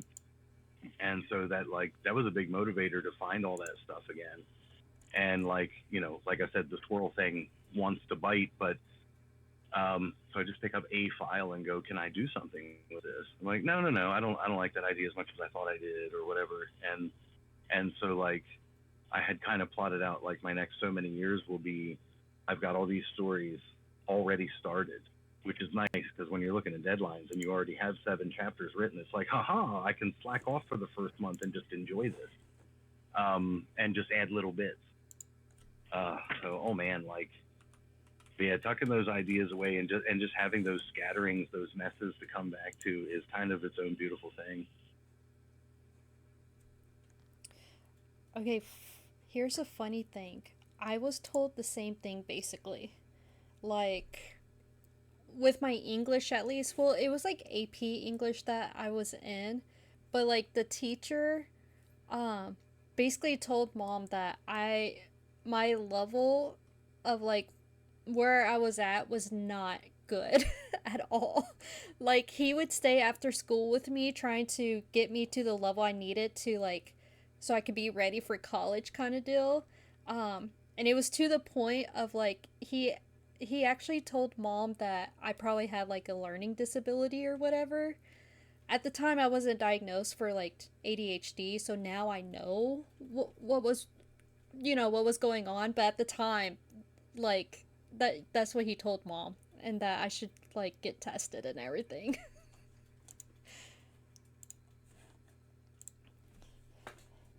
So I relate to that. Um what's the next one? Oh. Okay, so I know that we all know, but this was just mainly for people um that may not be aware, but how important are book reviews? I feel like we're all going to have the same answer, so I don't know like maybe I don't know. I don't know how y'all want to do it. If y'all have different answers or if y'all I don't know, we could go we'll just do what we've been doing. Sorry. So we'll start with Brian. I kind of imbibed early in life that like the best way to handle just about any aspect of anything is word of mouth. Whether you're trying to advertise a new business or sell your book or, for goodness sakes, get somebody to try the Cobb salad, at your favorite restaurant or whatever. Word of mouth is the way to go. And that in its own way is a review. I mean, today, review and word of mouth is basically an online thing because we consume data and social media much more than conversate with people in person. I mean, as much as I like to pick on Legacy for never ever wanting to take a phone call because if I don't feel like texting, you ain't going to communicate with me. That's the world we live in today. And I am 17 years or more behind that. I'm very much a please call me. I'd rather hear your voice kind of person. And so I can talk about things and like I'm doing on this interview and I just ramble on and on about whatever I want to talk about because that excitement can't come through in a one sentence text or even your book reviews on Goodreads or whatever. Like there's only so much you can get out of that text with no inflection and like I'm relying on the fact that you put up so many stars and whatever. Like I on a very personal level am disgusted with the way that reviews are done. But it is a necessary evil and it has to be embraced in a way that like, well, how else are you going to get other people to know about your book besides like the 4 friends that you have or 17 friends that you have or whatever your circle is? Yeah, they know, but how is everybody else supposed to know? And if you're serious about distributing and selling, you're going to need those reviews because somebody is going to accidentally keyword search wrong. There's a lot of people who can't spell things. So they end up on your book by accident and then read this review and go, hey, that's cool. I can do that. Or even if they meant to, but they caught the wrong author name, which has come across my table a few times because Bought with Blood, the only other printings that are available online, I believe, are Christian writings or historical text. Yeah. But people will come across my book and go, "Wait a minute now, did you say vampires and werewolves and strippers? Oh my, that's not Jesus at all." And it turns things in a very different direction. And I don't have personal contact with those people who are coming across it accidentally or on purpose. And so the best I can do is talk about it and then ask you to talk about it. And then hopefully you'll ask your friends to talk about it. Like, whether you're doing it online or in person, we need those reviews. They are so critical. They are exactly our marketing. Even the most popular books that have ever been sold, your Harry Potters, your Twilights, your whatever is out there, was usually for sale for a year or two or more before you ever heard about it. And then the next thing you know, it's all anybody is talking about because it caught the right ear, and they talked to the right number of people, or New York Times posted it, or Oprah Winfrey's talking about it, or whatever. That is how you do it. That's the best, if not the only way to do it. Because just simply printing and publishing a book and throwing it on the shelf, I'm walking past that to get to Colleen Hoover's new literature, or I'm walking past that to get that to troll making love potions or whatever, or for God's sakes, the dinosaur erotica books that took off. Like, that's what they actually went to Target looking for, and they passed by your book because they never heard anything about it. But if even one person in their circle mentioned it or reviewed it or something, or, "Oh yeah, I think Sally was talking about this book the other day, and she said it was one hell of a rush, so maybe I should give it a try. I mean, look at that, it's the cheapest book on the shelf from this new local author. All right, cool. I bet I know him." And you just never know what directions that can go and how far the reach can be. I mean, I'm in the process of, I'm going to send my books to people who moved away years and years ago. Some of them live in, one's in Sacramento and one's in Thailand, and another one's in Santa Barbara or whatever. Like, that's reach, because I'm in South Central Pennsylvania. I can only do so much in my little Bible Belt region, trying to post books about horror and sexual themes and all that kind of stuff. And the community itself doesn't like it here. So I have to reach further somehow. And that word of mouth, that review, is the only way I'm going to get there. Okay, so a couple things. You're not wrong about the phone call versus text thing. I am getting better with voice chat, though. I've been improving on that. And when I was making the little graphic or whatever, I tried to look up your book on Google or whatever, just so I could put it on there. And that's exactly what I got, was a whole bunch of Christian books and stuff, and I was like, what? I know. So you're not wrong. The funny thing about that is it sent me on a deep delve, looking at some of those other books just to see if there was anything at all that might even be remotely close. And what was really fun to find out is that a lot of the derivative names from my book characters actually do go back to biblical themes and those stories. And I was like, man, I'll be darned, Simon really fits that part of the text. And Melissa really fits that part of the text for her derivative namesake, and so on and so on. And even Mama, who never goes by her actual name, even her name had come up. And I was like, did I do this on purpose? Is it on a subliminal level? Do I know those stories that well that that's how I characterize them? And I was just kind of dumbfounded, and it sent me down the rabbit hole, something awful. So I'm glad I wasn't still working on a deadline at the time. But yeah, I cannot search my own book easily unless I put my own name in first, and then it'll come up as the 17th or 18th hit on the search, because nobody online knows about it enough to pump it up. And so again, those reviews are what's going to get those internet hits. Tell your friends to search it on Google and make me a top hit. and then I'll sell some more books, and it'll make me want to write more books. Olyn? I pretty much agree with what Brian was saying, that the reviews are basically getting the word of mouth out and all that are good. But I personally like book reviews because I selfishly want to know what you thought of my book. Do you hate it? Do you like it? I don't care which way you go. I just want to know what you thought. So they're kind of important to me personally in that way, but also in the grand scheme of things, like Brian was saying, they also are important. So Stories? I mean, they kind of touched on everything. Just, I guess the only thing is keep in mind that not every opinion is a good opinion, and be open to criticism in all forms, but be able to identify what is actually criticism and people just absolutely being dirtbags. I like and invite the dirtbags because at least then they're talking about it. And while I refuse to engage with anybody who reviews, because that is not my space, I'm not willing to invade somebody's safe space. And I don't actually like to read the reviews because I wrote it for me. I distributed it for you. And I separate those things. It's sort of like playing a character at a game table. Like, I am me, my character is he or they or whatever. And I always try to keep the two separate.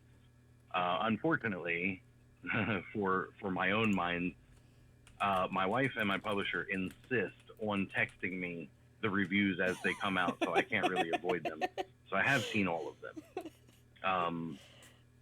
I might ask, though, in response to the question, do you guys happen to have a favorite review so far? I don't actually have any yet. So like, I've actually got to look these up. I've I've got a few, a couple from when from when For Her Sake, the first volume was released. I got a couple on that. All the ones that I would get from the free sites are gone because they yanked all my stuff off of things like Scribble Hub and Tapas and what is it, Wattpad, and what's the other one? Web Novel. I pulled all my stuff off there, and so I got a couple on Amazon, and they're from people that I know. So I was never really expecting bad reviews, but just actually seeing what they were willing to take the time to put down was really heartwarming.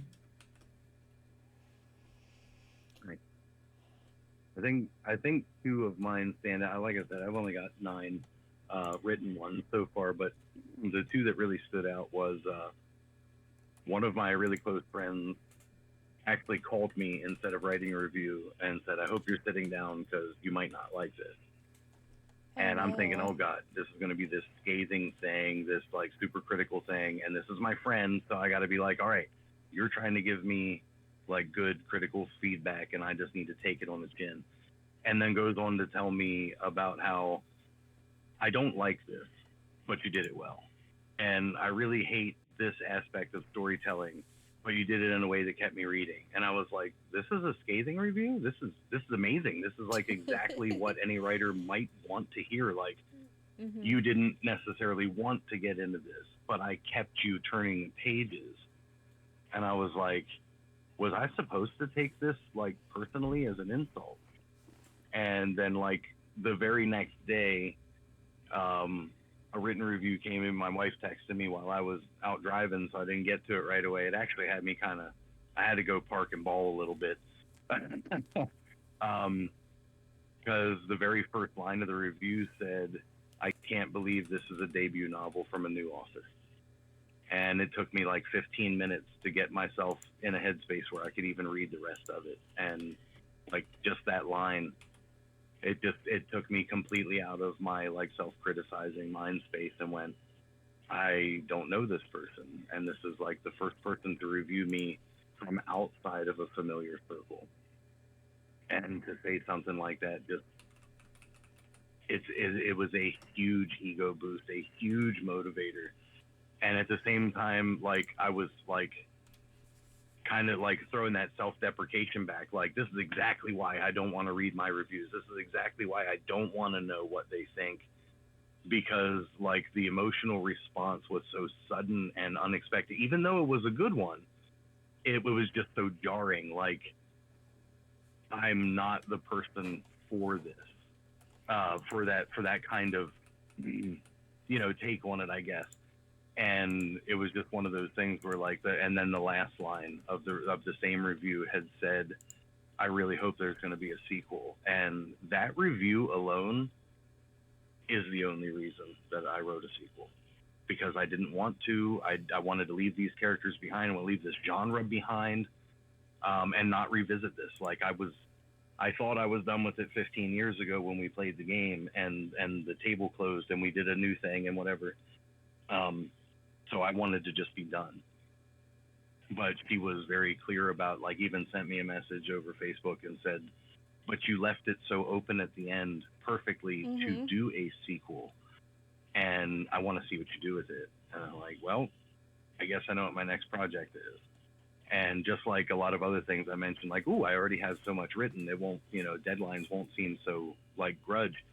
So I already felt like I had like the first few chapters written. All I had to do was reread it and be like, okay, so 5 years later, we're doing this. And it was fuel on the fire, and I really didn't expect it. So like, a review can crush you, but it can also really be uplifting, like you said, heartwarming, and it can just do something to you that wasn't expected. And hopefully we fuel that in a positive way to keep moving forward. Yeah, what some of the ARC readers wanted a sequel to Blood and Moonlight. I wasn't gonna write a sequel at all because the ARC readers were like, they liked it and like, can't wait to read more from that. And I'm like, guess I'm writing more of these. Yeah, right. Yeah, there was no plans for the 4 books I'm probably gonna write in this, but one little line can change everything. I mean, at the end of the first book, I had a main character that was presumed dead, another one on his way to jail, and the other 2 were so up in the air, like, we don't know what to do with our lives now because everything is so different. That I was like, how the hell am I supposed to bring them back and do something with them, even one of them? And then I found a way to do something with all of them, and like, it even surprised me because, like you said, no plan to do anything with it. And okay, so unbelievably, this like nightclub cooler who had been working with strippers and mafia and werewolves and all this stuff for like going on 20 years, now he's like an underground moonlighting wrestler who is just trying to pay off his court fines and get from day to day because his accounts are frozen and he's still awaiting trial and on house arrest and all this stuff. So I had to like feed in what was in the first book, make it make sense in the second book, and still find a way to get them all, somehow on the same railroad, if not on the same actual train car. And that was, I mean, at first it started out looking like a total disaster, and the next thing I know, I go from writing the first book is like a thriller, a supernatural thriller, and the second book is like this weird, like, cult-driven suspense, and it's really slow, and there's like 3 times as much dialogue. And God, I hate writing dialogue because I'm so bad at it. But when it came through, even the publisher was like, no, suspense is good. They can't all be edge of your seat thrillers, and like, it doesn't have to be like gore porn and in order to fit the horror genre. He's like, just do what you're doing with it and see where it takes you. And he's like, and if it happens to not work out, have a manuscript to work with later or an idea to work with later, and then we can push the deadline and let you work on the project that you wanted to do, which at the time was a collection of fantasy short stories. And the only reason I didn't want to do that was because another new writer in our umbrella really wanted to do like this sweeping Game of Thrones D&D style fantasy. And I was like, well, I don't want to release right next to her doing the same genre. And then I get like 2/3 of the way through my sequel book, and publisher's like, "Hey, by the way, you know that guy Olyn that you know that I brought in? He's writing a werewolf book." And I'm like, "Son of a bitch." Sorry. It's No, completely no, different no, though. no, no. Completely different. Right. No, and that's the thing. But like, if on day one he had told me what kind of book you were written, I would have done something else because I don't want to, I don't want to do the side by side. But like you had said, it's going to be different. I know it wasn't going to be the same, even if we could have tried from the same sentence like I usually do, and it still would have been two totally different stories. That was just me wanting to be like, I want to make sure that we both stand out. You know what I mean? Like, because if we go to our release day together, like our book signing, if we do it together, and then everybody's lining up for a werewolf book, and if they only brought money for one, I don't want them to just buy one. Damn it, I want them to buy both. Like I want, right? Like when my first release came and I was selling next to a romance novelist, it absolutely broke my heart because she had one purchase the whole day, and my wife was the one who bought her book, and the rest of the line was all of my friends, my family, like everybody I knew coming in, rushing in, going, what's this thing? And then like the casual walk-in customers at the store that we released at, even they were like, "Oh, romance. Oh, wait, vampires?" And so they like rushed to my line, and I was like, "No, this isn't the way I want to do this. Like, I don't want it to be that way. Like, I'm glad I wrote something totally different than the other writer did. But at the same time, like, could you guys at least go over there and flip a page or two and see if you're interested? Talk to this other author about what else he's written, whatever." And they were just like, "Well, romance isn't really my thing, so I don't even want to get the conversation started." And I was like, man, that's growth, because what if you all came in here and said thrillers aren't really my thing, and you are my people and don't even want to look at my book, but you're just buying it out of support? Like, I have a really weird like contempt to that. Like, don't buy it if you're not going to read it. Don't buy it if you don't want it. I want you to leave that copy available to somebody else. But like at the same time, to see the other author just sit for 3 hours with me, and I'm like, I would much rather be over there talking about her book than selling mine in that particular environment. And I know that's weird, but that's just, I'm not the guy. Like, I don't want to be, the other way around. It was a really bad experience for me, and I wasn't allowed to let that cloud the day. Because like when your family's there and your publisher's there and you've got like a newspaper reporter sitting there like driving interview questions on the side and everything, I'm like, would you please go talk to this other author, for if no other reason, to give her something to do. She's just been here. And then of course when we get done with the signing, she's like, "Oh, I wasn't really expecting a big turnout. This isn't my hometown. I sold like 80 books last week at another sitting." And I'm like, and then it crosses my mind. I'm just like, you bitch.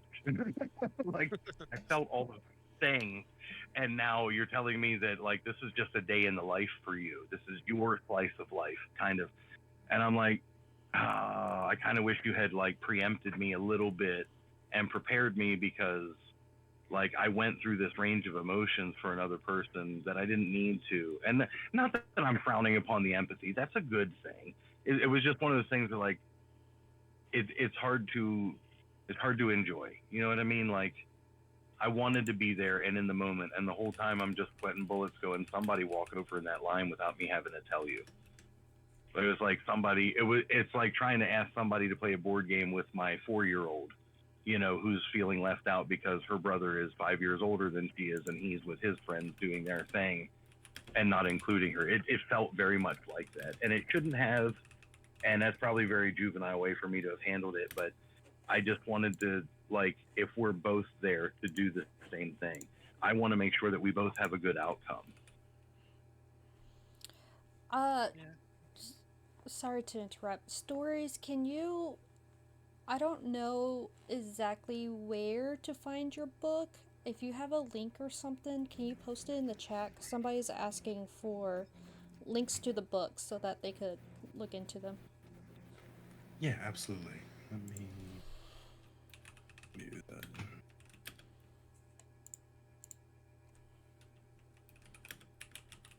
By the way, stories. Somehow you've got me interested in like writing a D20 style literature for my wife.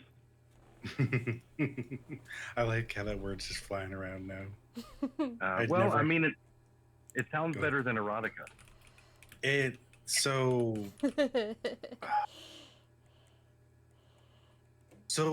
it's still by all means erotica. The reason we call it literature is because it's not your typical like erotica, if that makes sense. It's not just like, wham bam in your face there all the time, or like something that somebody like really dresses up and gets you going, and they're like, the characters are like, oh man, they're hot, they bang, next chapter, and like that's all you get for the book, and you're just like, wait, where's my spice? It's fully detailed. You get all the nooks and crannies. You get your cake and eat it too, but it exists in an appropriate sense of what you would expect from characters, and there's always like, so it leads up to it, it plays it all out, and there's usually after, like an after stuff like that. It's right, not you just get your banging. Right, you get your conflict and your payoff. You get story resolution instead of just flesh. Like the erotica that I've seen in the past is sort of I don't know. I think it's sort of a comedy challenge. But how many times are they going to use one different word with its 17 euphemisms and still manage to keep it interesting? And like, if you had just poured at least a chapter or two of plot into this, like, man, it could actually be a story. And then we can bang. Yeah, like give me some story, give me some sustenance with my sugar, please. Yeah, right. I mean, like you said, have your cake and eat it too. But like, man, putting together the scratch ingredients and preheating the oven, the process, let's put the icing on. Like, where's the tooling? Do we want buttercream or fondant? I mean, these are what drives you and keeps you wanting to know more. That slow. I mean, it doesn't have to be slow per se, but slower than just right at it. Yeah, absolutely. Mm-hmm. Okay, so I will say, Mean Stories has had this conversation a few times now. So I'm not a fan of like smut books, kind of like the reasons that you're saying, because the focus is so much on the spicy scenes that the plot just doesn't make sense half the time. But stories, I've started reading his, and his actually like it makes sense. Like that's kind of what we say. Like his books make sense on where the scenes are, and the focus isn't so much on those scenes. Like there's still a lot of other stuff going on. I actually had a conversation with my wife about like the nature of these types of stories and like the range of difference between them. And I was like, if we were to tell a story of our life only in what goes on behind closed doors, I don't think anybody would be interested past the third or fourth chapter, because it feels like a lot of the same thing with the occasional, oh, we tried this thing, had a laugh about it, and whatever. We tried to broaden our horizons, but we're kind of just normal people. But throwing in a little bit of that day to day, and like the argument that we had over a financial crisis, and a little bit of like, oh my God, you were in a car accident too, and like the life part of the conflict makes even a vanilla erotica feel more captivating and more immersing and more like, oh my God, like this is a love-making chapter and not just a slamming flesh against the wall. And we have definitely talked over the variety of like reasons why we don't typically read those sorts of things unless we've already got that, going back to the question about reviews, unless we actually got that review that said like, no, listen, you're really going to believe in this couple and why they slowed down, and they don't have to have this like exciting, sweaty, like train wreck sexual life. because when they do get together and they do get intimate, like you are so in the moment and you are adding up that list of things that they've been through together, and that unity that they have between the sheets means a lot more and really drives you up, like gets the heart pumping and so on and so on, because they've been through these things and because the characters matter to you. Because that's what storytelling is. It's making the situation and the characters matter to you. And so, like, when like even a failed sexual scene between a couple, which, you know, probably happens to a lot of people in the world, it's worth telling that part of the story too, because it makes it when they do like get on that same page, you know, no pun intended, it means more to the reader and the writer for that matter, and it's just so much more engaging and it feels so more visceral and real to you that, like, you know, that's what makes you, you know, put down the book at the end of the chapter and reach over and you know, rub her shoulder and go, listen, we need to talk about some things before we get back into this, because, you know, this has opened my eyes to what we've been through, and like, this is real to me, this feels like something. And if you threw a I body, will admit that Blood and Moonlight, I was originally going to write Smutty like, you would see but the I biggest couldn't bring gift myself would be to, from me, so I and needed the card a real story to go with attached it. would say, There's thank still you for a lot being of a sexual stuff in it, friend. but it went from basically, I was looking at a bunch of books with, like, you know, the men half naked on the covers, like, I can write one of these, to being like, maybe just have some of the sexual stuff into it, but make this whole vampire werewolf trifecta thing into an overarching real story that I want to write and want to read.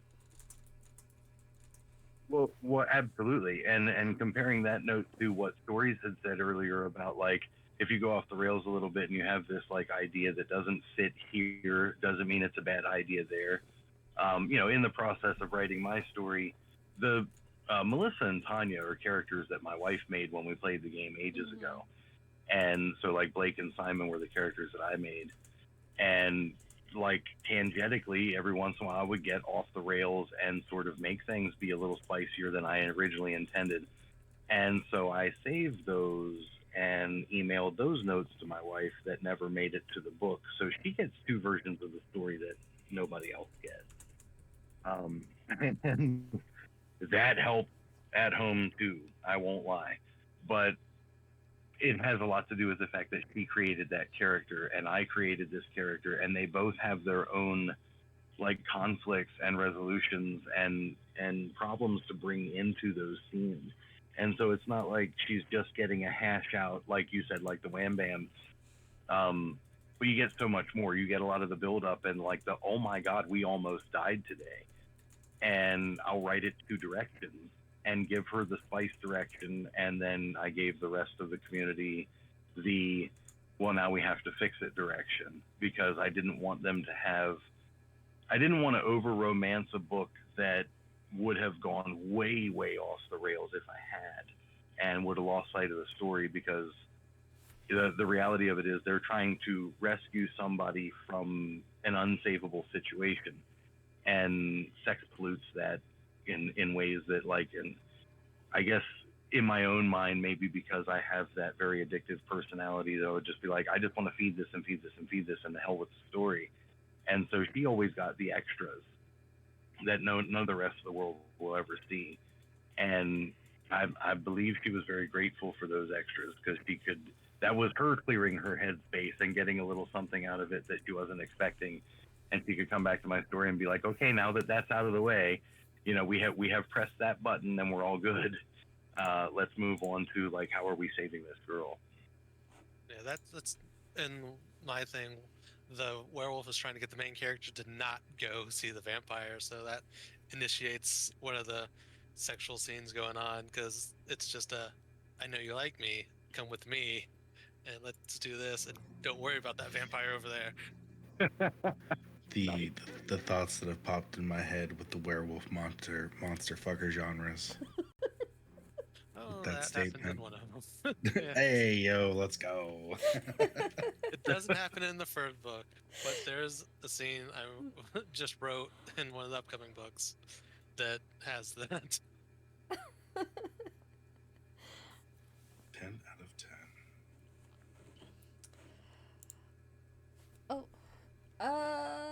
Oh, where were we? Oh, what I what I was going to say about book reviews, because I know like y'all are on like the author side of book reviews.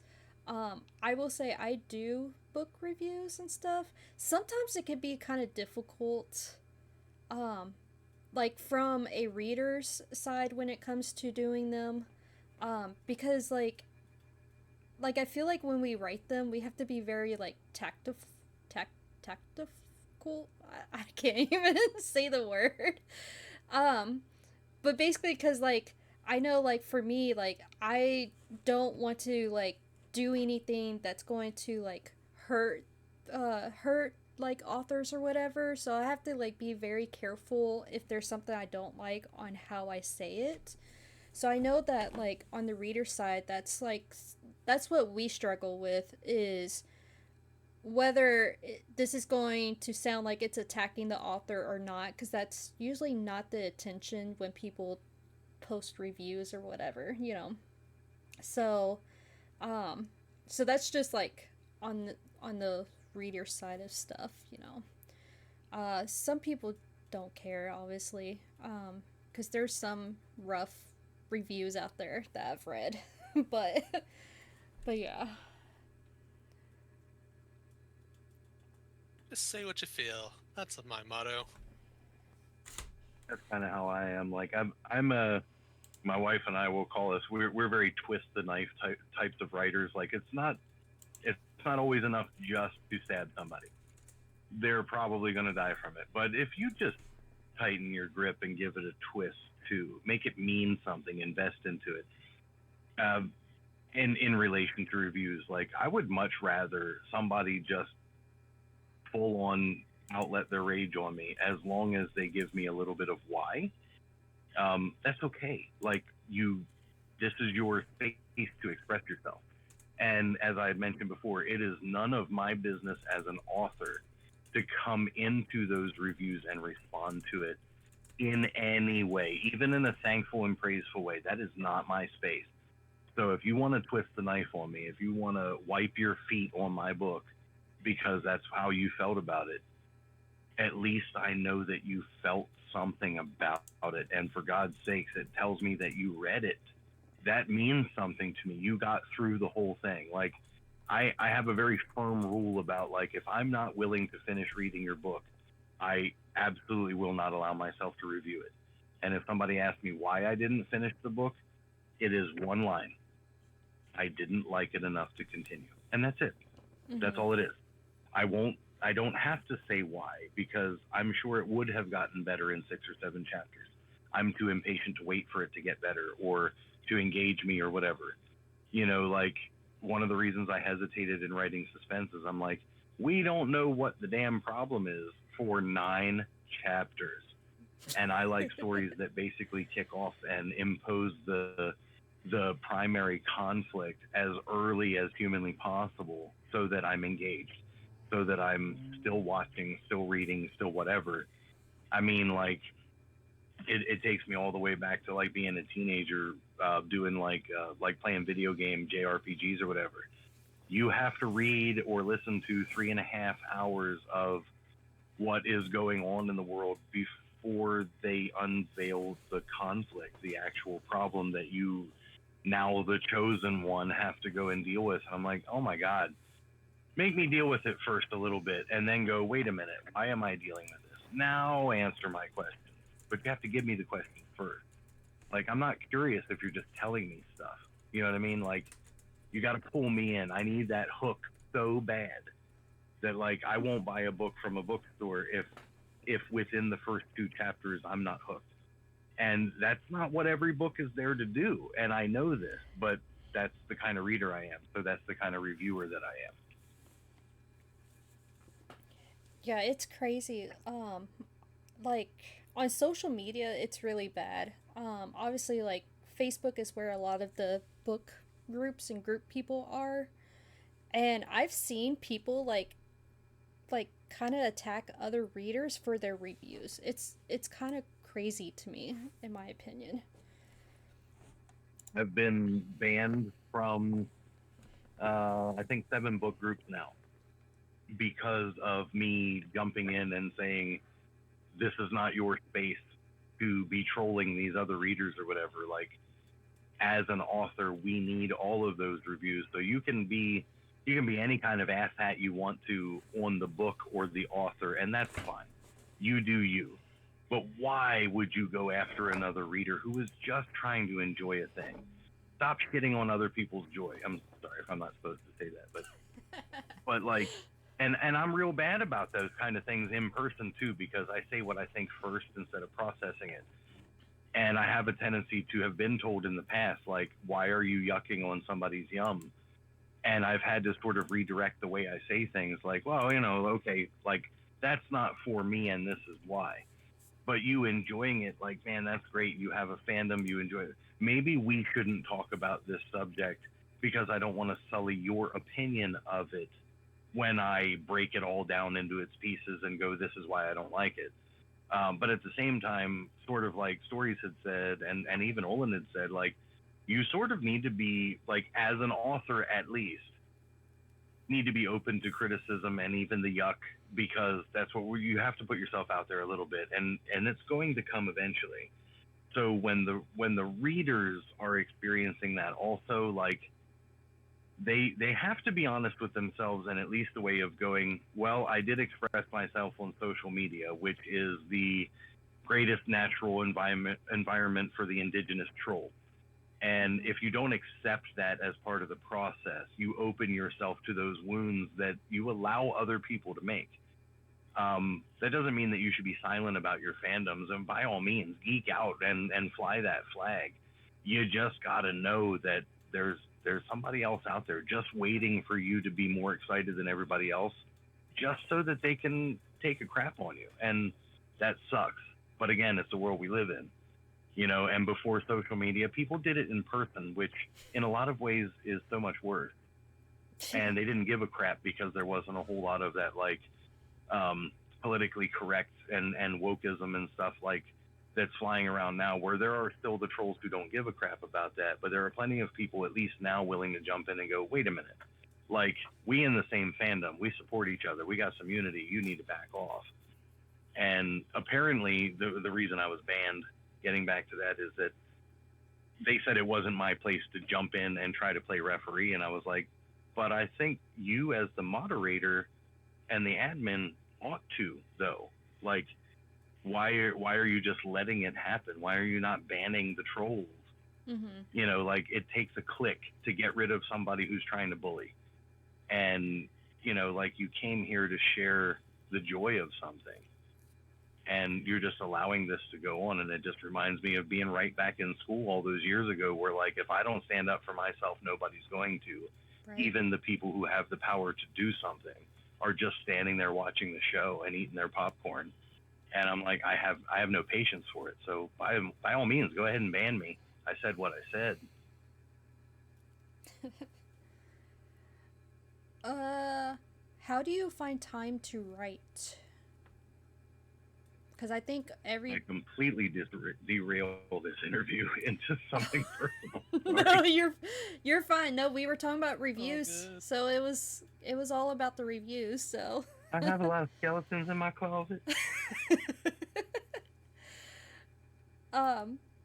Yeah. So I know. Okay, I know most of y'all write. Olyn, I don't know if you do. I mean, not write, but work. Besides with the writing and stuff. So, that's really like what this question is about. Legacy's in the yellow pages looking for a therapist for me. No, I'm fine. So that's what this question was. I don't even know if you're old enough to know what the yellow pages are. You're not using VC? Bang bang. You're not in the voice chat. You're not pushing talk. Oh. Yeah, I was going to say, you forget to hit. Thank you. Yeah, I forgot. Thank you so much.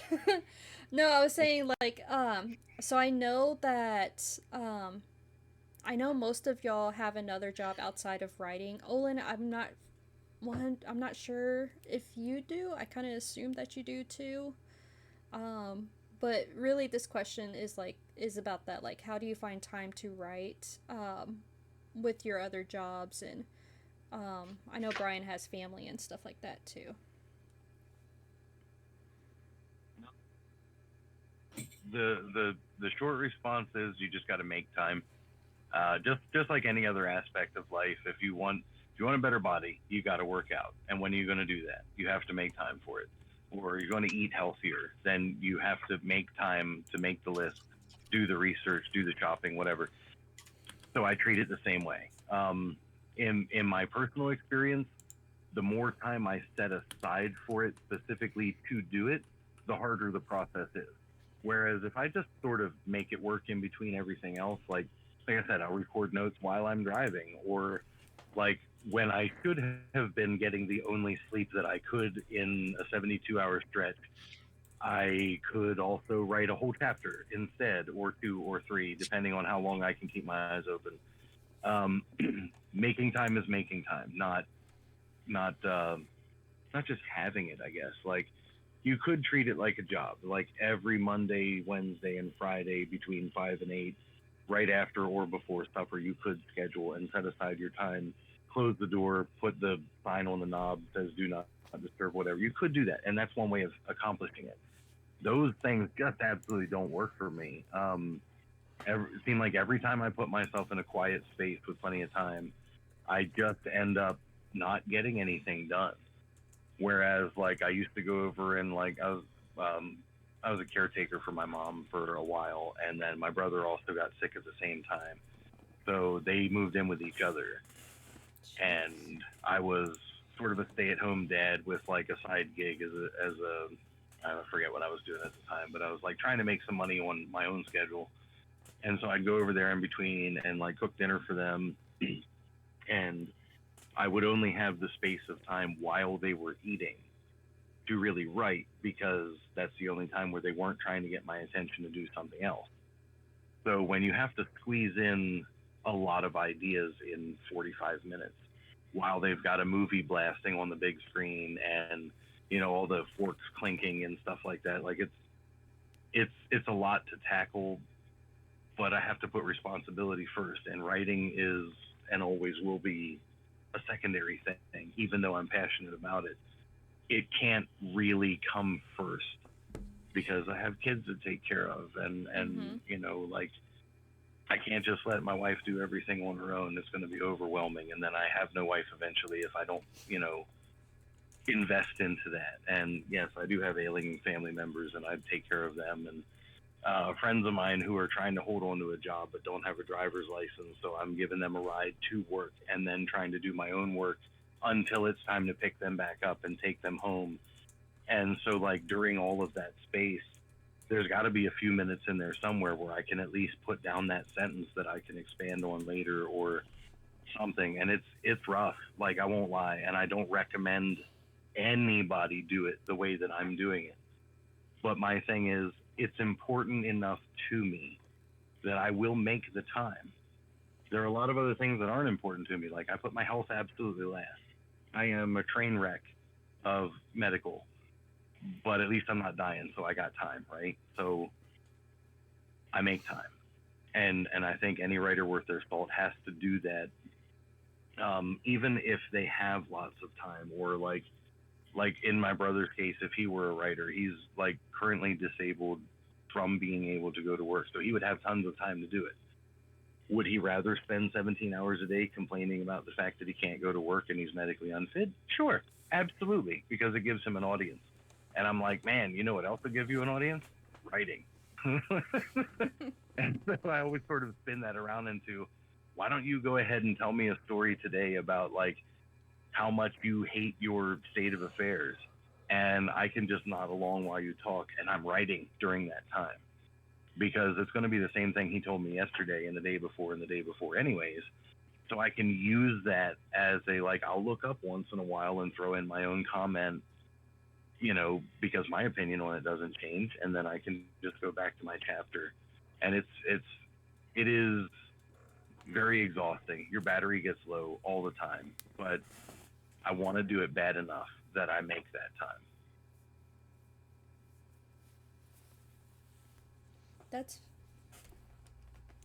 That's fair.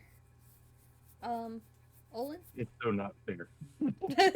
I mean, I'm yeah. I'm saying like I get it. Well, right now I'm in between jobs, so writing's really easy to make time for because I want to write. But when I do have jobs, basically, I've had most of the jobs that I've had, I've been able to write there, like because they've been like desk jobs or I'm just watching a machine, so like look down for like 2 seconds, jot something down. So I just have a notebook out with me when I'm at work. So whenever I get the time or on a break or something, because I can't be distracted by YouTube or Mm-hmm. whatever else I'm usually distracting myself with at home. So that's why a lot of my writing usually got done at work. But because I've been uh, between jobs at the moment, don't have a job, I don't have kids, don't have a wife, I basically will put on like a YouTube video and write because like I have something in the background. I'm watching something while jotting something down. So it's pretty much how I make time. Just gotta figure out where you can, when you can, how you can. I know it's a lot harder with like people who are married, like Brian, have like kids Mm-hmm. that are in school and doing things, but it's a lot easier when you don't have all that. That's true. Stories? Um, I just set an hour aside a day, and I just write. It's my dedicated time after everyone's gone to sleep. I'm married. I have 2 daughters. Um, so it's and that and I Twitch streaming on my Mm-hmm. days where I dedicated time to stream. Sometimes I write, and that's usually a 3 hour block, and that could be enough for me to write 3,000 words sometimes. So it's matter of it's like physical fitness. If you make time for it, you'll get it done. You got to look at the little things like how often do you thumb through TikTok, and you can actually go into your settings and it will tell you how long you thumb through TikTok. I didn't know that. So just being smart with your time and managing everything and taking that time to set aside.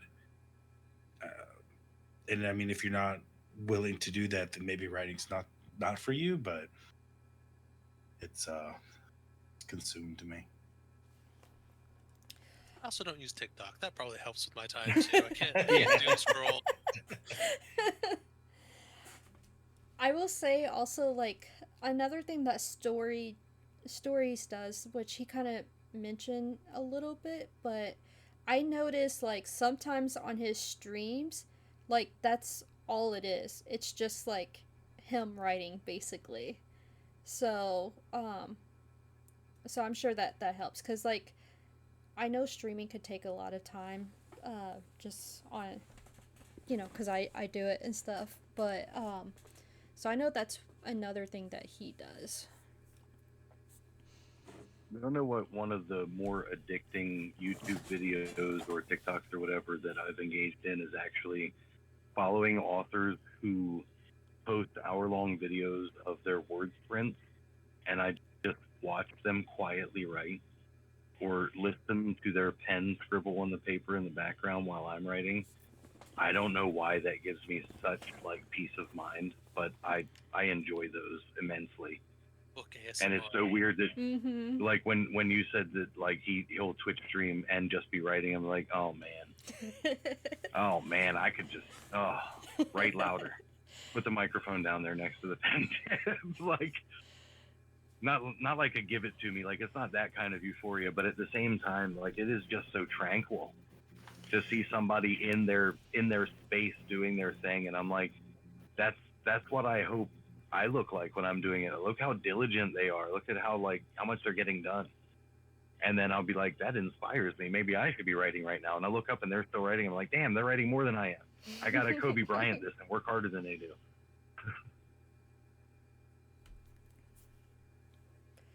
It's kind of another form of what is it called? It's like body doubling. I don't. Are y'all familiar? Are y'all familiar with that? Yeah, I hadn't thought about that. That's interesting. Yeah. Okay. I think these are kind of more book related. Well, more towards y'all's book. So who is your favorite character in your book and why? By far, my favorite character is my vampire estate butler, Thaddeus. He's a thrall to the prince vampire of the city. Yeah. He doesn't have a whole lot of scenes, and it makes him more important as far as like making impact on his scenes. He does just enough of exactly what is only necessary to make impact when he's on the page. He talks a little different. He holds himself a little different. When he's engaged to get a job done, he gets it done and won't leave it until it's done right. And there's just something about that level of dedication and discipline that he brings to the story that sets out or stands out from the other characters who are like, man, I have to do this and I have to respond to this. And Thaddeus is just like well, things do need to get done around here, young miss, but they will get done in their due time. They will be done correctly before I move on to the next one. And he's willing to offer advice or assistance rather than piling onto the problems or conflict. He's sort of a safe space for some of the characters, particularly Melissa, the fledgling vampire who doesn't know what her new space in the world is. He can be stopped to listen to what she's going through, and he's not. I wouldn't say he's snarky, but he is kind of matter of fact about it. Like, you're having a problem with this, but you're looking at it in a way that doesn't make sense. So what if you just took a look in the mirror and, maybe you're able to look at the problem more accurately if you see yourself. And one of the sort of running jokes about, well, not joke, I guess, but conflicts that Melissa has is that she's so vain. And as a new vampire, she can't see her own reflection. And it actually torments her in a way. And the fact that because she's a vampire again, she doesn't get emotional about it and doesn't understand why she doesn't get emotional about it, because the vampire state is sort of almost robotic. Like, I have to do what I have to do and I can take action to it, but I don't have emotional responses to things, and I don't get out of breath, and my heart doesn't pump like it used to. I don't feel goosebumps when something excites me or scares me or anything. He doesn't have those responses to things. So when he kind of says, just take a look in the mirror, and she sort of goes through this mind shift of I can't even be frustrated about that. And I kind of want to be frustrated about being frustrated and can't. And she's saying no to herself an awful lot. And so he sort of says, if you really want to see yourself, you could. So why don't you just want to see yourself? And so she sort of urges her way to and vampires in that world, they have to spend their blood capacity that they've drank to use a power. And one of those powers is the simple, it's called a blush of life, where she can use the blood to make her reflection appear. And once she realizes that she can do that, it's this big window opens for her, well, what else can I do? How much more agency do I have in my own life? And her self-victimization really comes out of its box and goes, wait a minute, I am capable. And so he's the one that opens the door for that. And I love that he's not any kind of softy or a pushover either. He is a very firm and steadfast character. but he's like that lawful neutral. Like, I have to accept the state of the world as they are. But that doesn't mean that I have to change who I am to do so, though. I have and always will be this kind of person who is very deliberate and means what he does and says, even if it's not important to you, it's important to me. And so, like, I always just sort of come back, like, he's even my safe space while I'm writing. Like, I need to calm down this chapter a little bit. What would I do? And then I sort of go to, like, that, well, what would Thaddeus do? And he has a way of just stepping into a scene and handling it. And not that he takes care of it for everyone, but he can provide a solution or a weird piece of cryptic advice that makes perfect sense, but only to that individual, because he has a way of like empathizing and like, well, maybe I know you better than you think you know you, and maybe take a look at it this way. And so he's my perspective and my calm. If I remember correctly, because I have terrible memory, I'm pretty sure. I know we had this discussion, so if I'm wrong, please just correct me. But I'm pretty sure Blake was the one that I really liked in your book. Well, I mean, he is pretty likable, even though he's such a jerk. But he's like the cool jerk. I know that's weird, but like, he's like the bad boy with a chip on his shoulder that Yeah. can solve a lot of problems if he cares about it enough. And for the most part, he's just like, but that's not my problem. Mm-hmm. And so, like, he has a weird sort of magnetism, I guess I should say, because like when I read him on the page, I don't like him. But when he interacts with other people, for whatever reason, like no matter how he treats them, I'm just like, man, I wish I was as cool as that guy. I wish I could hang out with that guy. I wish I knew a guy that was anything like that guy. And so yeah, he has that like that charisma, and it's so weird. And the oddity of it is like Simon is almost the polar opposite. Like he is willing to go out of his way for somebody, and still has like that cool collected, but he sort of repels just naturally. Like I don't have to tell you to get away from me. I can just like be standoffish enough to let you know that you probably shouldn't be that close to me.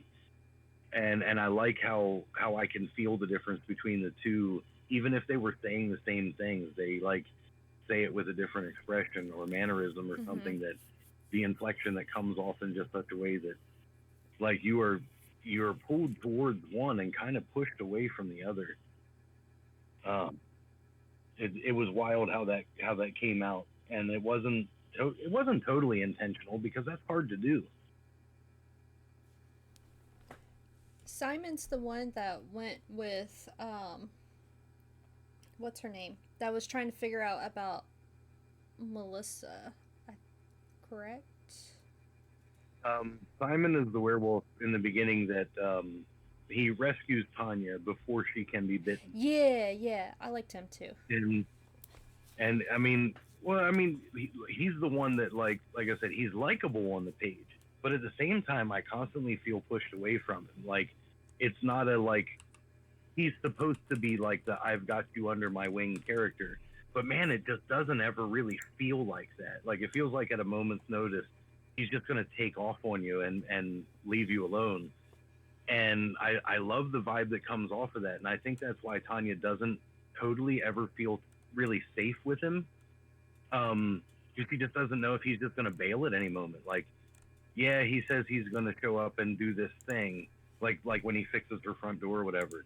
But like, when you finish that job, are you just going to leave me? Am I just going to be on my own? Like, there's constantly that like trepidation, that looming mood where he's like, he doesn't have to do this, and everybody knows it.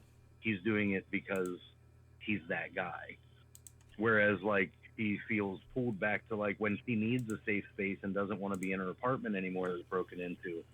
He goes back to the club because that's where Blake is, because Blake has been like gave her a way to pay her bills and believed in her doing a thing that she wasn't, initially really any good at or fit for. I mean, like, she's a business major at a college who maybe has a little bit of background in theater, and you're only because her sister was already a stripper there. She's like, honey, you can take off your clothes for $200 a night and pay those college bills. And she's like, but I don't want to expose myself like that. But you're right, it is paying the bills, so I guess I can do this for a little while. And like, she can't help but sort of go back to Blake for not only for answers, but like I said, that she feels safe with him, even though he's like constantly like, well, I don't really want anything to do with you, but I'm sleeping with these 3 other girls tonight because they don't have a place to go, and you can hang out in the dressing room and sleep on the floor if you want. Turn the lights off. He's such a jerk. But he doesn't ever like actually push her away, which is the funny part. He's like, you can do whatever you want. If whatever you want just happens to be near me, cool, my door's open, I guess. And Simon's just the opposite. He's like, you're free to go if you want to go. But I was asked to come and take care of this, so I'm here to take care of this. Yeah. Olyn? Okay. Favorite character in this book? That's a hard one. If it was a different book, I'd have a simple answer. But it's probably and I can't call him an antagonist, but there's a vampire that's basically been around since life existed on Earth, and his name is Eugen. And he's probably my favorite because, again, he's not really an antagonist, but he's antagonistic towards the side characters, not towards the main character. Like, the main character, he's the one that pushes the main character to do what starts everything, like to figure out who they are, their parentage, and all that. He's doing it for his own interest, but he's also helping out the main character. And it's just behind the scenes, making enemies of the other 2 side characters, the werewolf and the other vampire, while also the person that brings the vampire and werewolf kind of together. He's helping them, but it's probably just my favorite one. I do like a good villain. Yeah, like there's a major antagonist in the book that Eugen is doing things to foil, but like he's doing it in his own way because he's like a couple million, few billion years old, whatever. Oh. He's got time. He's just pulling the strings here and there. He's got a moral enemy. It's like, I can use this person, and they'll do it. And the werewolf doesn't trust him because he's a vampire. The vampire doesn't trust Eugen because He's a she werewolf. has seen what he is, who he is. She's been around him since she was turned, like a decade ago, and fears him, and knows that he could just decide to change on a whim and kill the main character if he wanted to. I haven't read your... Oh, sorry, go ahead. No, I had nothing else to add. Okay. I haven't read your book, but it is, I do have it. I got really behind on my reviews, because I had stuff happening, so I'm kind of really looking forward to reading, like, your book and stuff, though, for sure. It was fun writing it, so hopefully everyone else liked it as much as I did. Stories? I would say the Amaris current for the Forbidden Outcome is currently my favorite character. He's basically placed in a situation to where he's not human. He's half bonded, half human, and he struggles with whether or not he should have to pick a side. And because of that struggle, we see him grow in an interesting way. I don't want to say too much because it'll be too spoilery, but that's kind of the aspect of how he comes around, how he grows, and pretty much shapes him and the events that go throughout the story.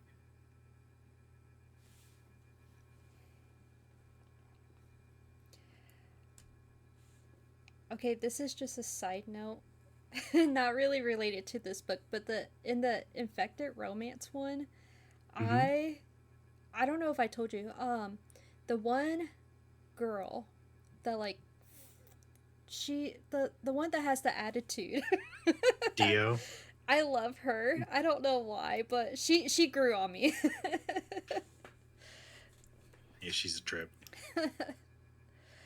uh okay, I know Olyn touched on this a little bit earlier. Uh so it's why did you choose the genre that you write? What made you decide to write fantasy slash romance for some of y'all?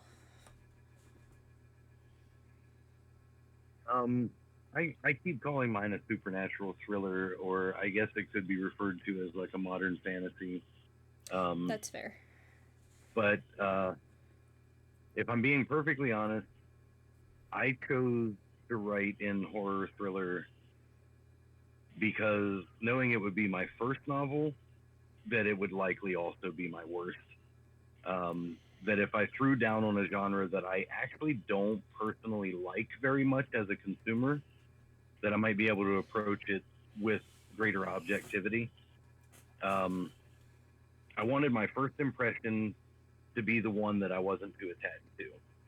That if it flopped or failed, would be a way to learn more about the process and even the business. And like through this journey, I could improve my skills and use them for ideas and stories that I care much more about, so that they'll be the best I can possibly be when I get there.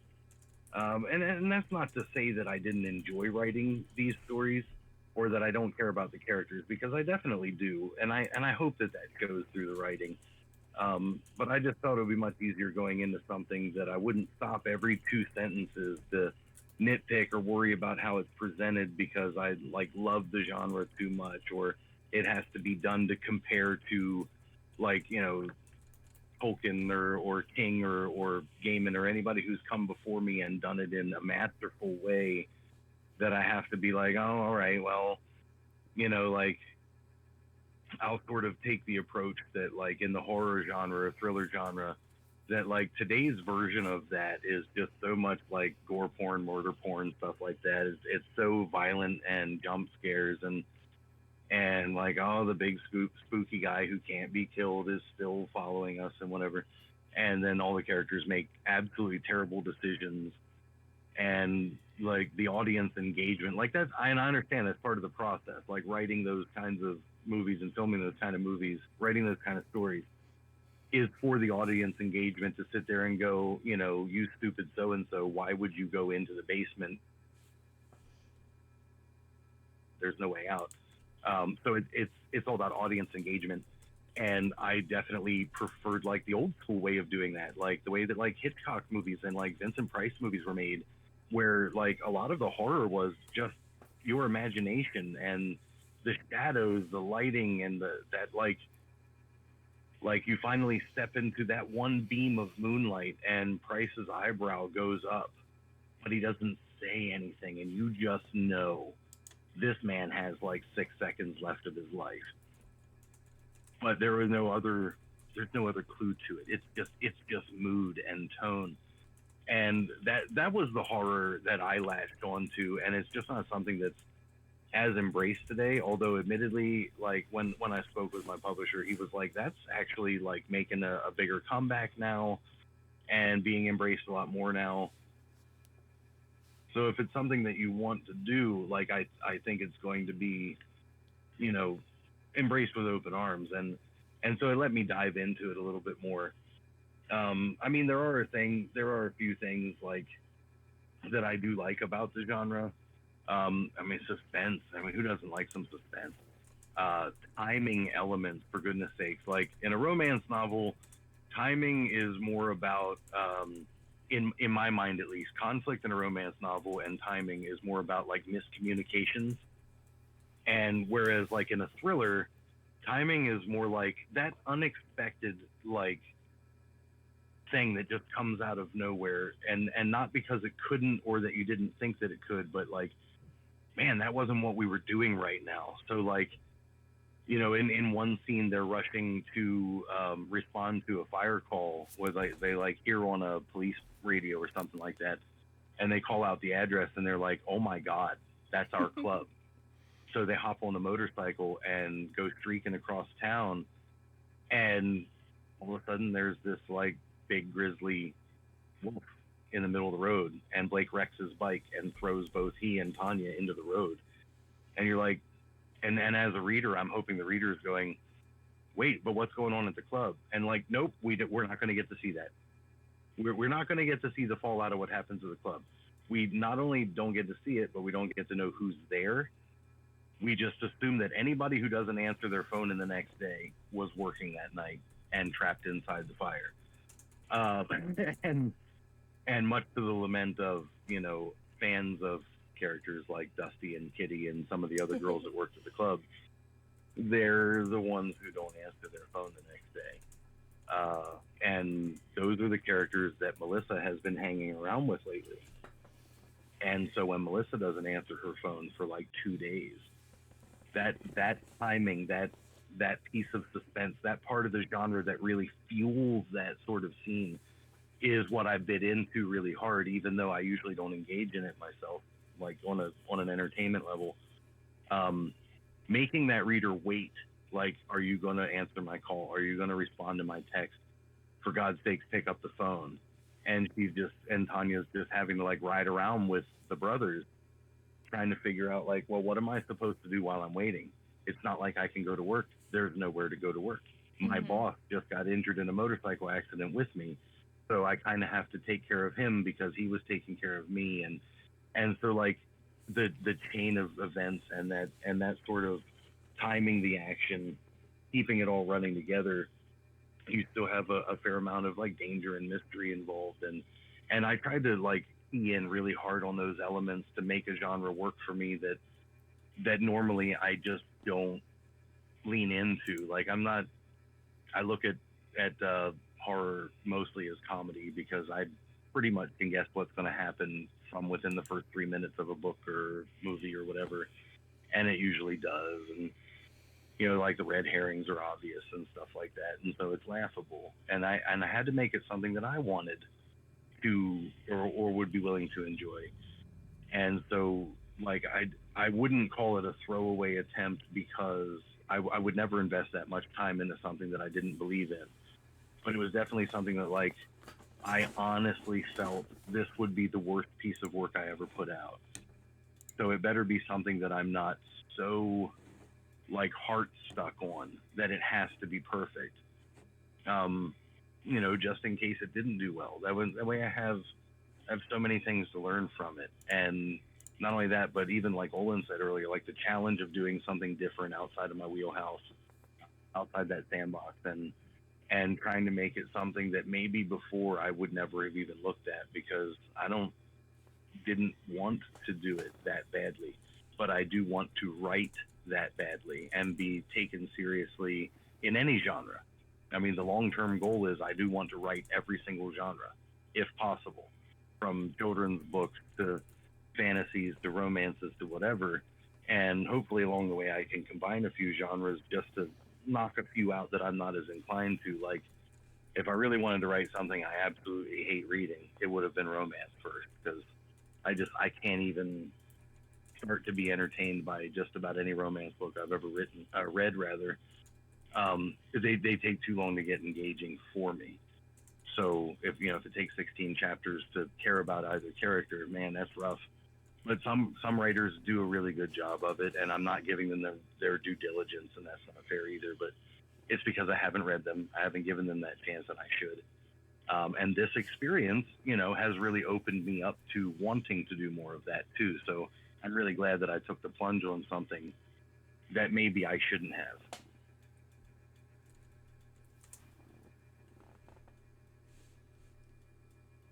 Give me 1 second. I might need to post a link for Olyn's book.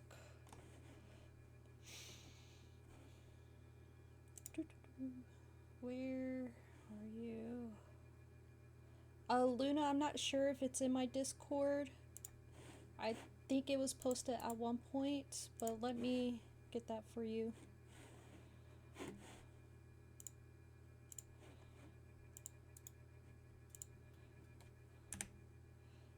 There you go.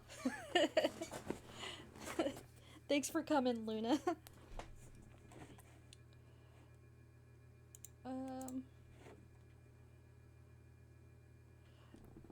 Okay, Olyn. All right. Well, the reason I started, I wrote is the challenge of it. Like, the romance part, I could have written it in. Basically, it could have been humans. Couldn't have had the horror part. Mostly, I was influenced by. I was watching a lot of Vampire Diaries and Legacies.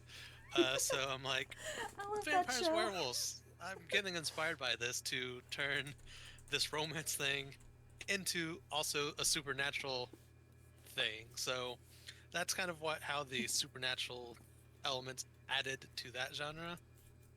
And I didn't want to go full horror because I'd just written a slasher novella. So I'm like, romance, it's different than what I've written. I've never done a horror before that, so I don't want to do that again. So I was like, romance, let's do that. Now, what kind of characters do I want? It's so opposite. And then I was also reading a lot of Percy Jackson at the time too when I started. So basically, all my influences of what I was reading and watching at the time kind of helped shape this book. Like the Percy Jackson series, the Vampire Diaries series, all kind of come together into this. That's so funny. Okay, so I love Vampire Diaries. I was obsessed with that. Yeah. And then the Percy Jackson, I just read the book because we read it for my book club like maybe 2 months ago. It's probably one of my favorite series. It's Percy Jackson, like Rick Riordan. So I was rereading that. Legacies was out, so I was rewatching Vampire Diaries and the originals to catch up with that, and just kind of molded myself into this genre of supernatural romance, gothic horror thing going on. All right, stories. I just did it. It just kind of ended up happening. The literature aspect more or less came up from infected romance, taking a battered and abused individual and sticking them with a very rough and gruff military type of person who's straightforward to the point, and having them want to be with each other enough that they adapted to the other appropriately. So they didn't necessarily change how they were with one another. Um, but one of the things that uh, I ended up putting in there was it's spicy. But it's got a lot of those BDSM aspects to it, which lends a lot into trusting one another, communication, stuff like that. And it got to a point to where people just recognized me as that's the spicy guy. He likes spicy stuff, and it's just been that since then. Would you Okay, this is just a follow-up question. I guess for everybody. Would y'all choose a different genre if like to write in? Nope. Immediately. I've written in like the only thing I have written in sci-fi, and that's probably going to be my next one that I want to go for is sci-fi. Which one do you like the most so far that you've written? Like the different genres? Probably the action adventure type ones because I'm heavily inspired by anime. So Oh yeah. like it's just flows more for me because I've been watching anime forever. So a lot. Plus I like Japanese history. So I have a lot of that going into things. Have you Okay, it's I don't think it's Japanese. I think it's Chinese. But have you read Poppy War? I have not. You might like it because it's kind of like I said, I think it's Chinese lore. Like it's background lore, but there's fantasy like mixed into it. I read the first one and it was well, I think I okay. I don't know. I think I may have done either the whole series or just the first book because I did the audiobook and it was like I don't know, at least 15 hours long. But then, like, when I seen a paperback of it, it was like 300 pages, and I was like, there's no way that was. So I think I did the whole series or something. Maybe I'll look into Well, that because yeah. well, sometimes audiobooks don't really give you a good measure of the length of the book, though, too. I mean, depends on who's reading it. Do you have somebody like, That's fair. like Ann Coulter who talks very fast and has like that pitch and move along, or do you have somebody more like Fisher Stevens or like a Stephen Fry Mm-hmm. who slows down and inflects a lot more? And so sometimes that can add or take away hours, and then whatever speed you're listening to it at as well. I mean, North and South, when I audiobooked that, the first book alone out of the trilogy, I think, was 34 hours long. And Jeez. knowing that there were two more books in the series, I was like, I'm either going to have to speed up the time or find another author, or I mean, reader, because the reader for it was absolutely droll. Yeah. And then when I listened to the Swan Thieves, they had a 4-person cast that, I mean, the pacing of their read of it was just so immersive that I couldn't stop and wanted a sequel so bad just for the cast, even if the second story would have been awful. So I mean, like, pacing and timing is Everything. can really alter like what you perceive as length of the book. But it's probably right, 14, 15 hours for 300 pages, though. Yeah, it must be. But it's pretty good. So there's a lot of like it deals with a lot of like the shamans or whatever. Um, so it was pretty interesting. I would say like the beginning of it dragged a little bit, like because they're building up the world and everything, but it got really good. I'll There definitely was check it out. there was an audiobook I picked up a couple years ago because I was driving long distances, and I was like, oh, I can probably knock out an audio in a week or so. And I wasn't really that interested in the story at first, but when it said it was being read by Alfred Molina, I was like, man, I love Alfred Molina. His work is great. But my impression after only like 4 chapters was I honestly believe that he was tied to a chair with his eyelids stapled open and held at some sort of gunpoint or something and forced to read the book because it was the most boring, Oh my god. incapable of following, like incomprehensible story. Not because of the details in it, because when I went to actually read the book, like it flowed and it was fine. But his reading of it, man, he sounded like a prisoner of war. It was god awful. Oh my god. So sometimes you just you just have to either read it yourself or find somebody else to read it because like audiobooks Yeah. are hit or miss. I don't think I've ever listened to an audiobook, to be honest. I listen to them pretty regularly because I listen to them while I'm working and whatnot, and I can relate to everything that Brian was saying. Like, there's just some that like the narrator just the story could be good, but the narrator is just not. I don't know how to like put it nicely. I don't, and like it makes me not want to read the book kind of deal. It could be rough. It's fair. It's fair. One of the funniest interviews I ever came across about audiobook reading. There was a fantasy series, the Drizzt series from Neverwinter Nights, I think it was, or Forgotten Realms or something, like a Dungeons and Dragons novel series. And they had hired Ice-T to do the reading. And he said he was maybe only a couple of hours in and like an entire case of bottled water. and he was just tripping over all of the dialogue, all the vocabulary, and like eventually had to just throw his hands up and say, "Listen, guys, like I thought I was intelligent enough to do this. I thought I could handle this, but this is just not me. I can't finish the job. Like I'm not even going to take the pay. Please, please hire somebody who's into this, who can give the readers what they want." He's like, because they are not going to enjoy what I'm doing here, and I'm not having a good experience either. Like I've got cotton mouth.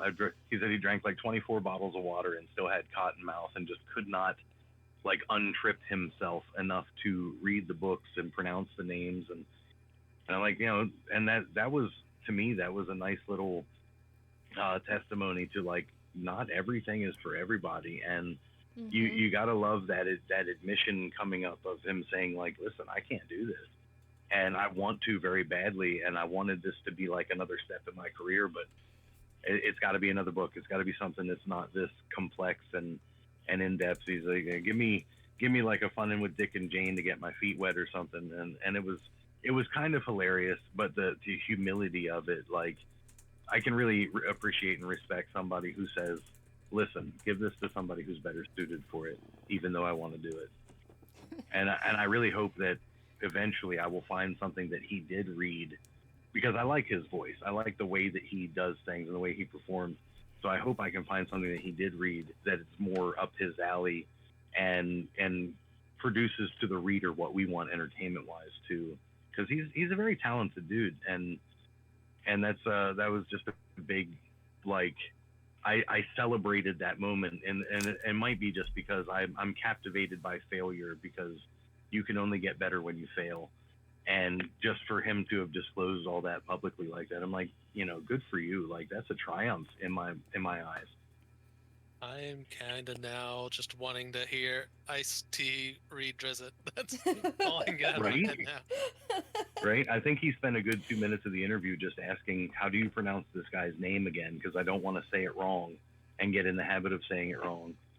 And it just reminded me of like grade school, like elementary teachers trying to pronounce all the kids' names off of the like attendance roster rather than hearing them say it first. So you're saying everybody's name wrong. Like what is it? Jamal? Oh Jamal. I'm gonna say it wrong 30 more times this week till I get it though. I'm gonna try though for you because I know it's not right. Like that's basically what the first 2 minutes of that interview sounded like to me, and I'm like, good for you, buddy. Like go out there and expose this a little bit. Final question. What made you decide to become an author? Not that I haven't talked a lot already, but this is kind of a long one. Because there's so many things that inspire me to write, and I've been writing since I was probably 9 or 10 years old, in some form, whether it be poetry or journaling, stories, whatever. The short version of it is that I really didn't have a lot of access to like asset resources, money, that kind of thing, or even just access to culture. Really, if it wasn't movies, I didn't know anything that was going on outside of my four walls. Like for instance, with music, like I really wanted to get involved with music, but the only thing I could afford to do was sing. Like I just couldn't play instruments, and even the ones that we rented temporarily, like I couldn't learn them, I couldn't get it, but I could sing. When it came to sports, I'm like, any sport that involves a lot of running but not a lot of equipment, I can play those sports. That's great. Even just getting around and like traveling to people or whatever, like I don't have my own means of transportation unless I walk. So as long as you can wait for 3 hours for me to get there, hey buddy, I'll be there. So I kind of approach writing the same way as my one big creative outlet. Like drawing and painting would have cost a lot of money, and especially if I took it seriously, like I'm going to need all these supplies. And once you make a mess of your first thing, it's all thrown away, and you just spent like $40 on the canvas and the brushes and the paints and everything, only to find out that you don't know what you're doing. So in order to get better, you got to spend that money again and again and again and again. With writing though, I mean, when you're in school, they'll just give you a pencil and plenty of paper to write with, or like the notebooks that I greedily grabbed up as many like notebooks as I could. especially legal paper. I don't know why I love legal paper so much. Something about, I mean, going back to that whole writing with pens or whatever, Yeah. like the way the ink would come out on the yellow paper and the blue lines and things. I don't know why it was so aesthetically pleasing to me. And the fact that I kind of needed like something different. You know, everybody had like the little tiny composition books, and I needed the clipboard with the legal pad or whatever, but it was all provided, so I could use that. So it gave me an avenue for a creative outlet that didn't cost anything up front. It was easy to take with me everywhere. Most people thought it was homework, so they're like, "Oh my, he must be really good in school," and you get left alone, like as far as getting harped on by like family who are worried about like your academic, you know, progress and everything like that. So if it looked like I was always working on something, they basically just left me to my own devices. So I'd, you know, sit up watching like, oh, you know, Water Massow movies or something, and you know, like writing constantly. Um, but like as I was approaching my teenage years, I had already been published as a poet. I think at 11 years old. Um, but I was introduced to a new friend that like, and I didn't have a lot of friends, so like I was like a stage 5 clinger to this guy, and thank God he didn't take it personally. But he, while spending some time over the summer at his place, told me that like, you know, we were running out of like PlayStation games and stuff like that to play, and he was like, have you ever heard of Dungeons and Dragons? And so in his closet, he had this pile of stuff that his parents had when they were in college. And I was like, what do you mean role playing games? What is that? Is that like, you know, play pretend or acting? And he's like, yeah, it's basically that. You know, you have statistics that stay the same all the time, like your strengths, your weaknesses, that kind of thing. And you get to make decisions to do whatever you want, whenever you want. And I'll just sort of throw problems at you to solve. And I'm like, oh man, this could really be something. And so we spent like an entire summer, just the two of us playing. And then like when the school year started up again, uh, he introduced me to more of his other friends, and I found out that they were all playing or were at least interested in playing. The next thing I know, we have a play group of like 7 guys that get together on the weekends, and there's these amazing storytelling games where you can improvise everything or plan it all out, or plan it all out, have it fail, and then have to improvise. Um, and I got to really outlet a ton of my ideas just from making characters who might be willing to do these things. And you know, but I mean, even throwing back to the financial aspect, like I couldn't even afford to buy the books before the games, but thankfully he or another one of the guys already had a lot of the books, or there was a used bookstore downtown called Twice Read, that I really wish had never closed, because these like $35 and $40 books were marked down to like $2.50. So if his parents found out that we were interested in buying D&D books, they'd just spot him a $20 bill, and we go down and pick up like 12 of these books, like all these supplement guides, and expand what our options were for this game. And then, you know, find or buy dice or whatever. And the tab was always on him, because I just couldn't afford to throw in. And he'd lend me the book. I'd take it to the school library and make Xerox copies of the pages and whatever that I needed, so I'd had something to take home with me. And I'm just like churning out all these little stories in my head that I want to do and trying to bring them to the table. And you know, I still have all that stuff filed too somewhere. Wow. I think I just found an accordion file full of like some like 60 or 80 or whatever, like character sheets and like plot journaling and like whole campaigns and villains and story arcs that I had designed for games that never got played, because I was just constantly obsessing and working on them just in case somebody wanted to play again. Um, and that's what eventually culminated into this, the game that Simon and Blake came from.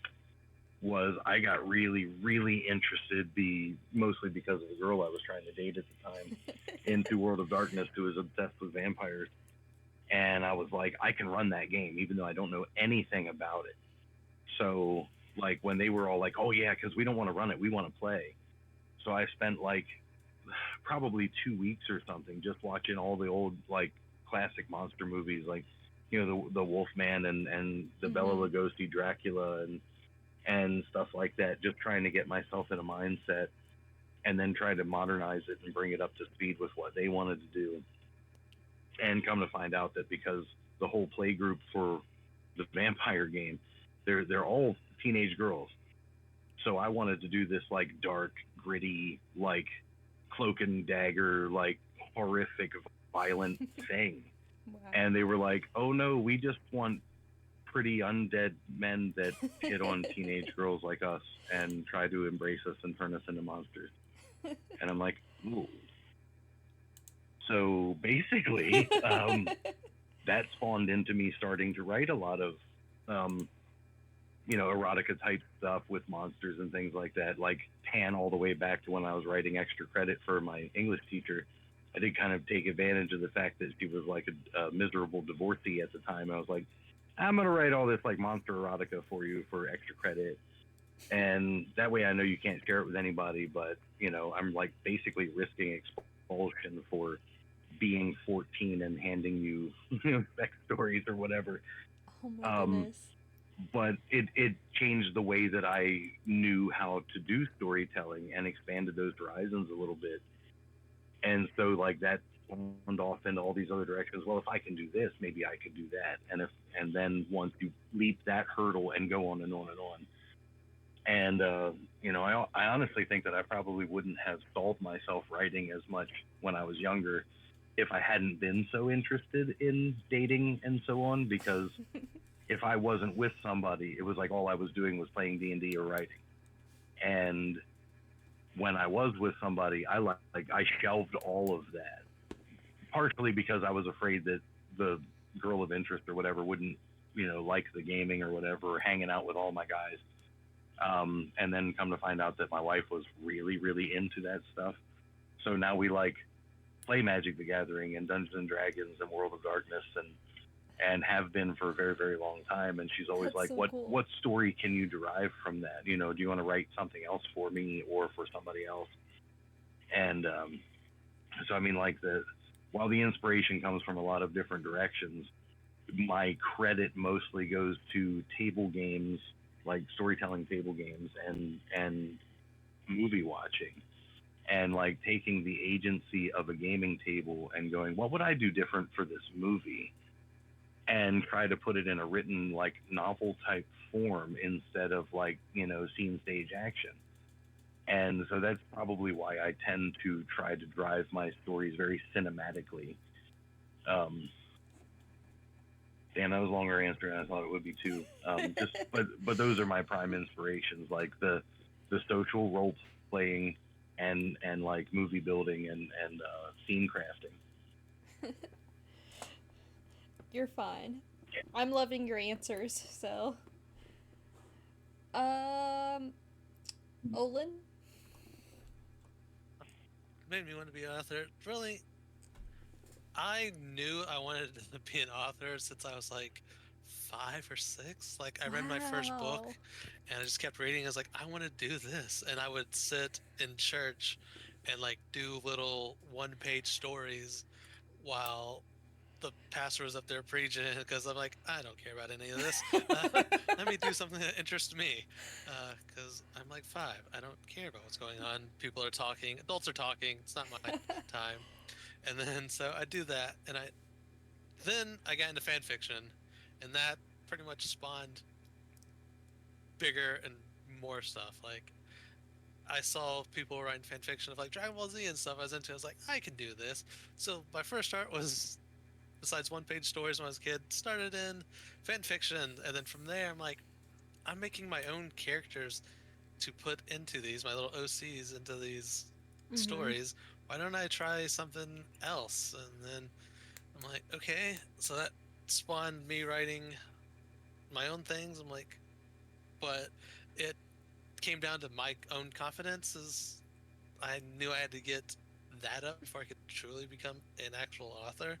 So I've always wanted to be one. It was the job that I've wanted since I was a kid. Is just trying to get myself out there to do it.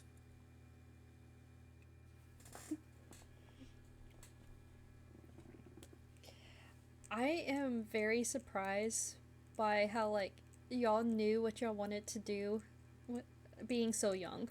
Like, I still don't know what I want to do. Stories. Um, it's about the same. Kind of started around middle school, high school time frame for me. Wow. Didn't really actually start putting anything together until years later, but I just have an overactive imagination. So I'll just sit there and think of things when I'm bored. And next thing I knew, those ideas would go from just little things to playing out whole scenes. And then I started naming the characters, and then they started going on adventures. And I have books. Not having friends also helped me a lot with writing because I have all this stuff in my head. What else am I gonna do? I have no one else to share it with, no one to talk to. Might as well just write.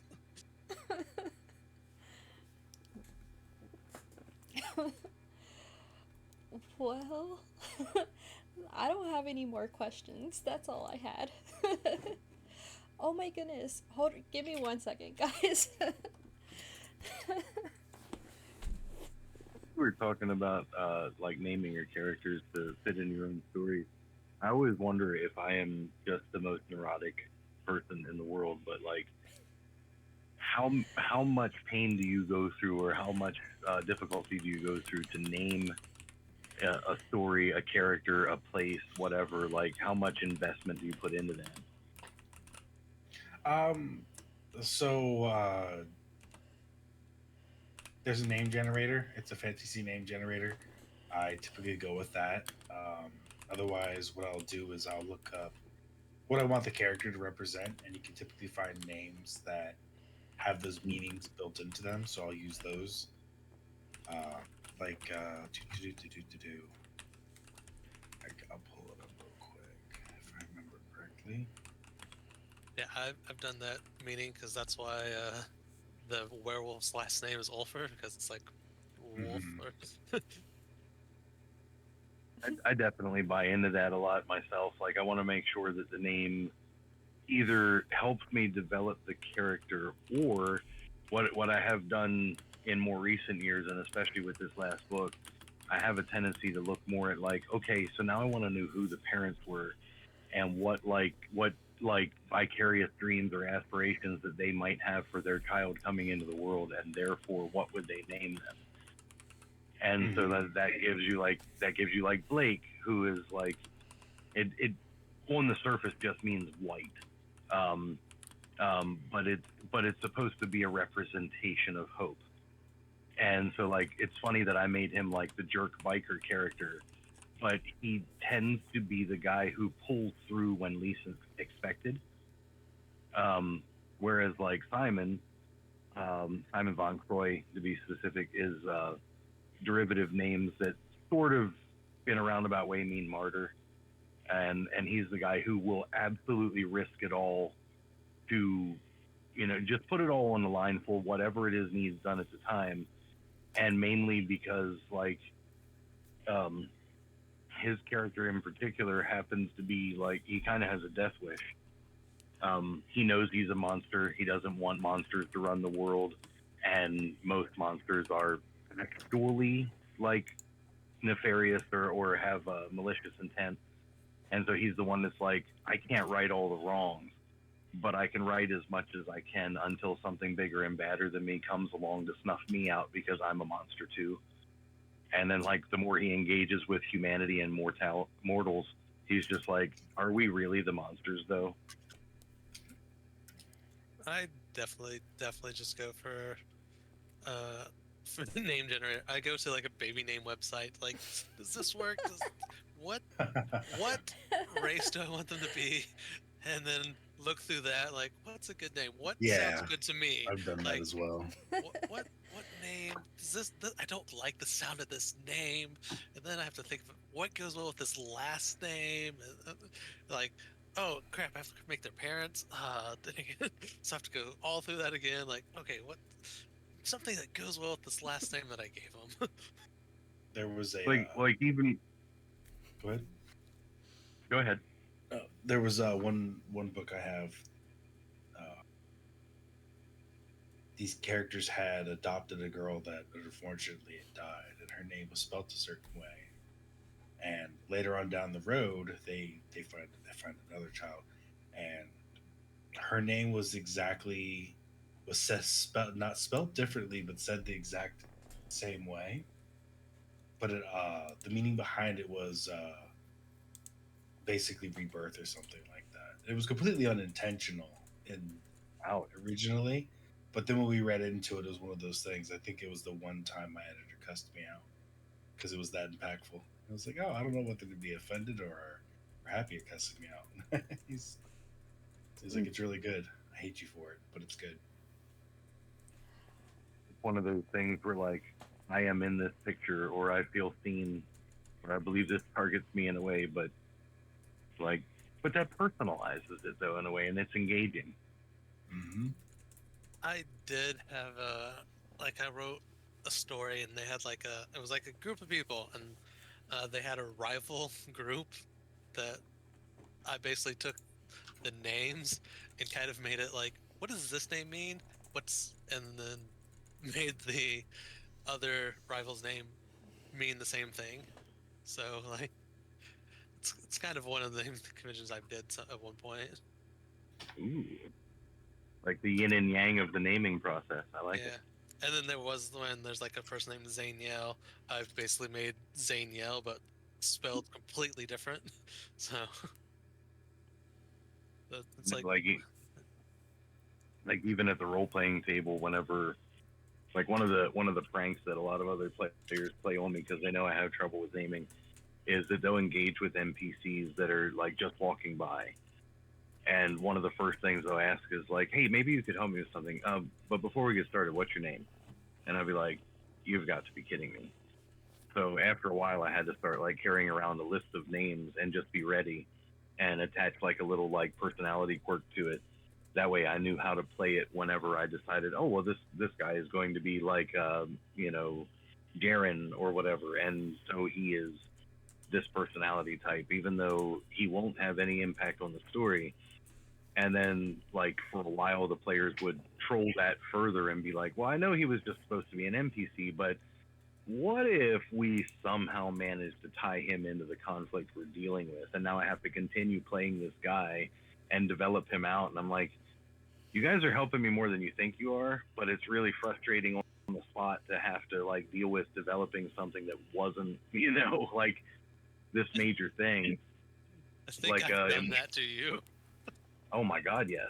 I mean, you're definitely not the only one. I mean, Alex is variously famous for it. He's just like, okay, so you introduced us to a couple, so now I need two names, and I want to know, like, do they have children? What are their names? And like, what are their like little family problems? And they go ahead and dish all this out for us real quick. And I'm gonna roll this die, and now you have to tell me because I scored a 17 or something. Like, oh my God, come on, you guys. See, when I played with you, I always had the talkative ones. Other people, I just have people that are like broody and silent. So yeah. But there was like one campaign in particular. There was supposed to be this like traveling bard who just like drops a few rumors to get like the plot hooks going a little bit. Like, this is the big bad thing you're gonna have to deal with later. And they were like, oh well, you've been to all these places and you know all these people. You need to travel with us. And I'm like, oh my God, okay. So now this, like, he not only gets talked into it, but is being paid to travel with them.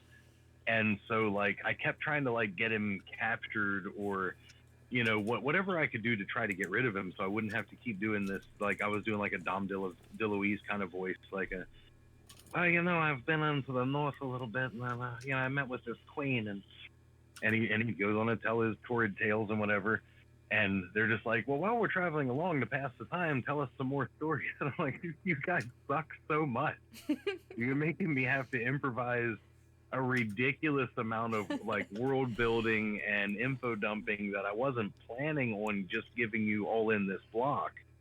But if you want it all up front, like while we're passing time, and so they got into this habit where like we didn't take breaks to eat at the table. We would just bring the food to the table and keep going. And they're like, well, this is a perfect time for your NPC to tell another one of his famous stories while we're all clinking our forks. And so no wonder I'm like more comfortable writing my stories when there's lots of distractions, because I'm looking at 7 chawing faces making all these like noises, you know, with their cow cut and whatever. I'm just like, man, this is a challenge, and it ended up being one of the more memorable campaigns that I ever ran. And I ran it at like 3 different tables with different groups just to see how they would approach the story different. And wouldn't you know, all 3 of those groups found a way to talk this NPC into going with them. All 3 of them. So I had to keep replaying the character, and of course, every time I would tell the same stories, they would expand, and there would be more details, and man, like it was fun, but it was work. I don't think I've ever put so much work into a campaign like on the fly that wasn't pre-planned, and that was definitely a new experience for me. Yeah, I've had some things like that. Everyone wants to know a little. Like, this person doesn't have backstory. Dang it. I'm running D&D games. I'm like, gotta think. That's why, like, whenever the guys started playing, I think it was one of the systems that I didn't really care for too much, but in the character creation stage, it wanted you to seed out things like short and long term goals, and like your character's like nature and demeanor. So you like basically everything, like your what even some of the things like your like character instincts, for goodness sakes. Like, well, I'm usually like cowardly and spineless, so if I don't have to get into conflict, I always choose the way out or whatever. And so like I had to start getting into a habit of like doing that with my NPCs, just in case, because the player response tended to be, tell us more about this thing that you didn't want to tell us more about, because that ends up being the more memorable part of my storytelling. And with like other GMs, like usually the more memorable parts of their games, unfortunately, at least for me, unfortunately, were their combat. And I was so disengaged and disenfranchised with combat, I didn't care. Like, one of the reasons, if not the most important reason I ever played like Rangers, is because I get 1 action on my turn, and then I'm done. Move on to the people who actually like doing this. I'm going to drop 2 dice, and I'm done. Meanwhile, you have the rogue who's like, well, I get to roll, but I get to roll with advantage, and then I get to reposition, and then I get to take my quick action, and then use this slot, and I'm going to drop like 36 damage dice. And then if I kill this guy, like I get another action for free. But I'm like, good for you, buddy. You know, take all this. Because when it comes to role playing and storytelling parts of it, I'm going to be the face of the party and do all the talking, so I can actually play the game. But like during combat, I might as well have gone out for dinner and just roll for me. I don't even care. Thanks for the raid, Cammy. Just a little introduction. I'm Legacy Bookish. I don't do your typical streams. I stream books. And so if you're a book person, just let me know. Today is actually, we just finished our author interviews. So it's kind of towards the end. Sorry, Cammy. So, I don't have any more questions. But I do want to say that I do thank everybody for willing to like participate in these interviews. I think this worked out really good. Like, I was nervous about this, I'll be honest. I enjoyed it. Yeah, This was fun.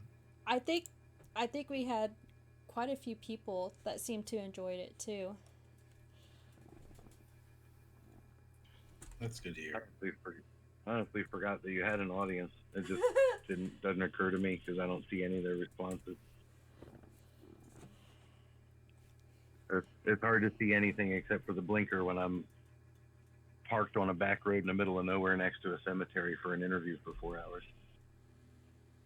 Yeah, I think it helps though, because then like you're not really like aware, you know what I'm saying, like so you're not nervous or anything.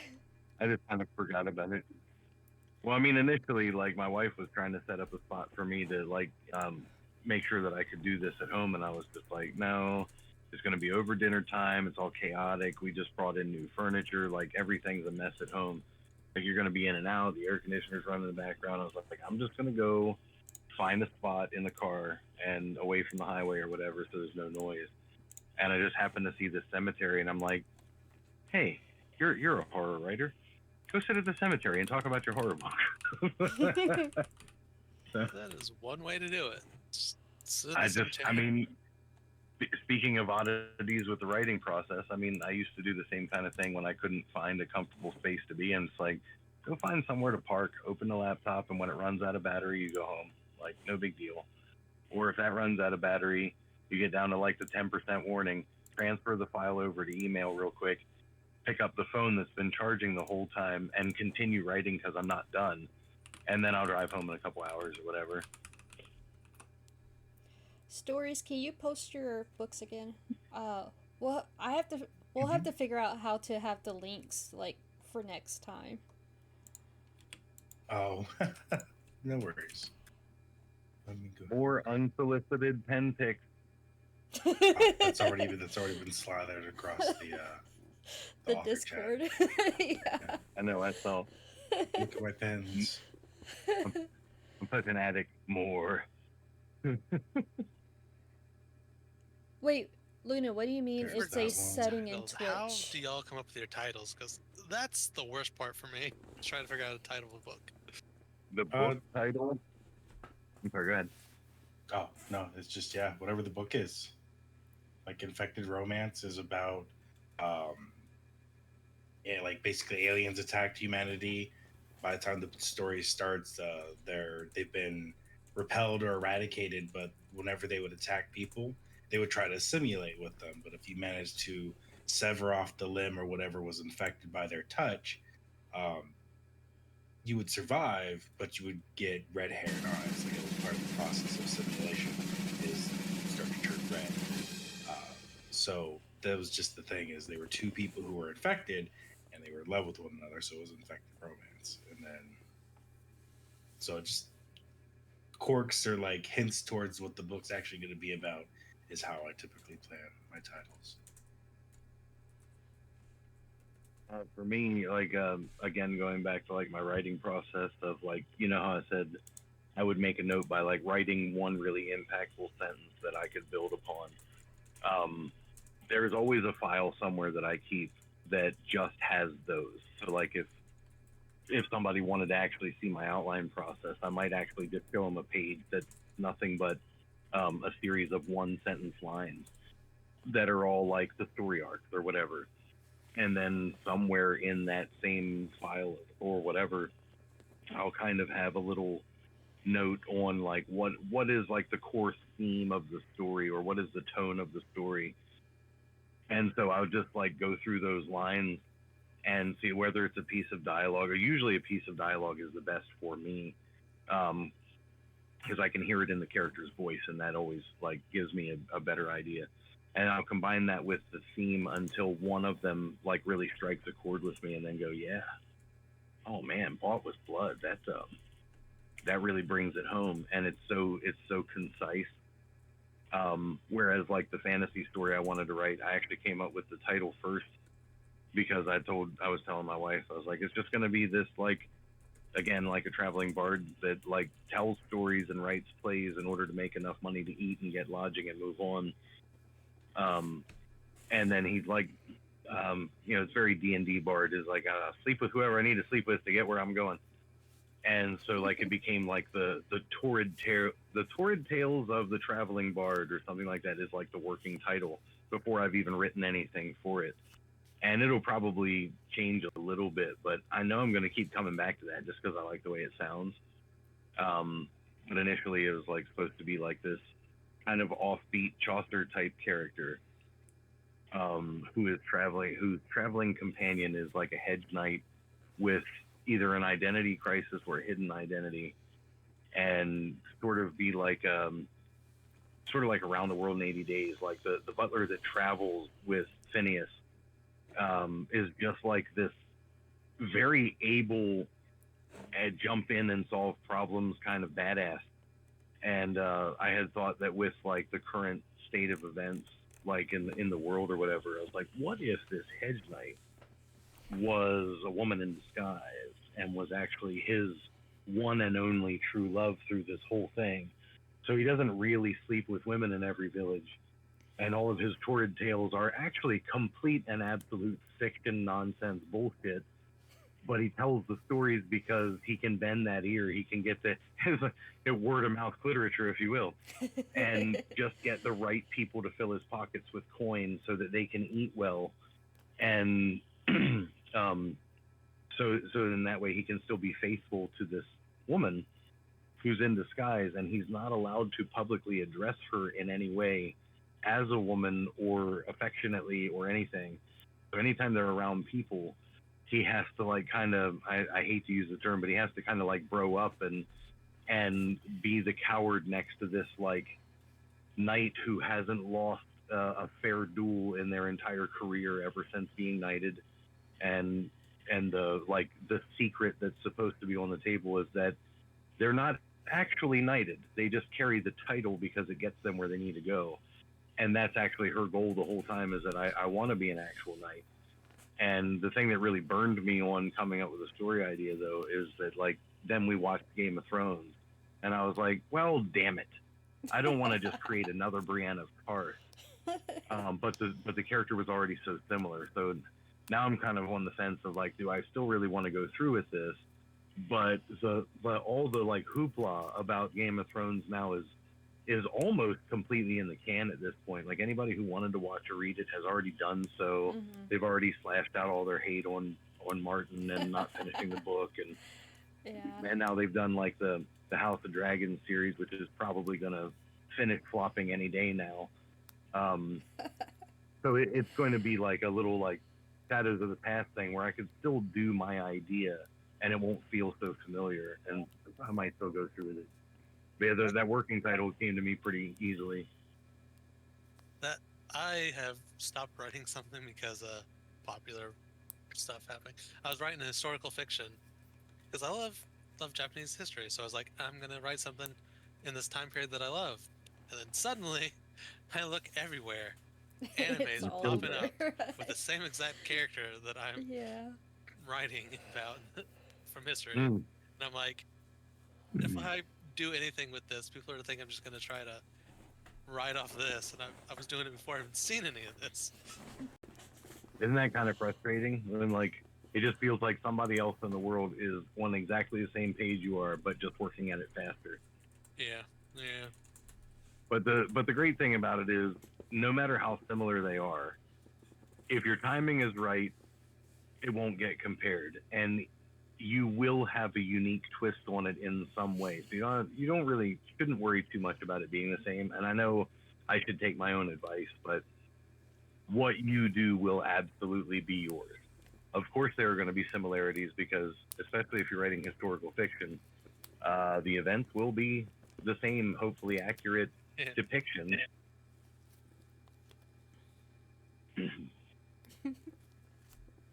So, like, just trying to take the encouraging post on it, like, absolutely do what you're going to do, and just think about your timing. Like, work on it when you can work on it, and maybe there will be a certain slot where you can either slide it in that doesn't affect the other impact, or you could do the market value thing of it and just ride the coattails right in and be like, but also there's this.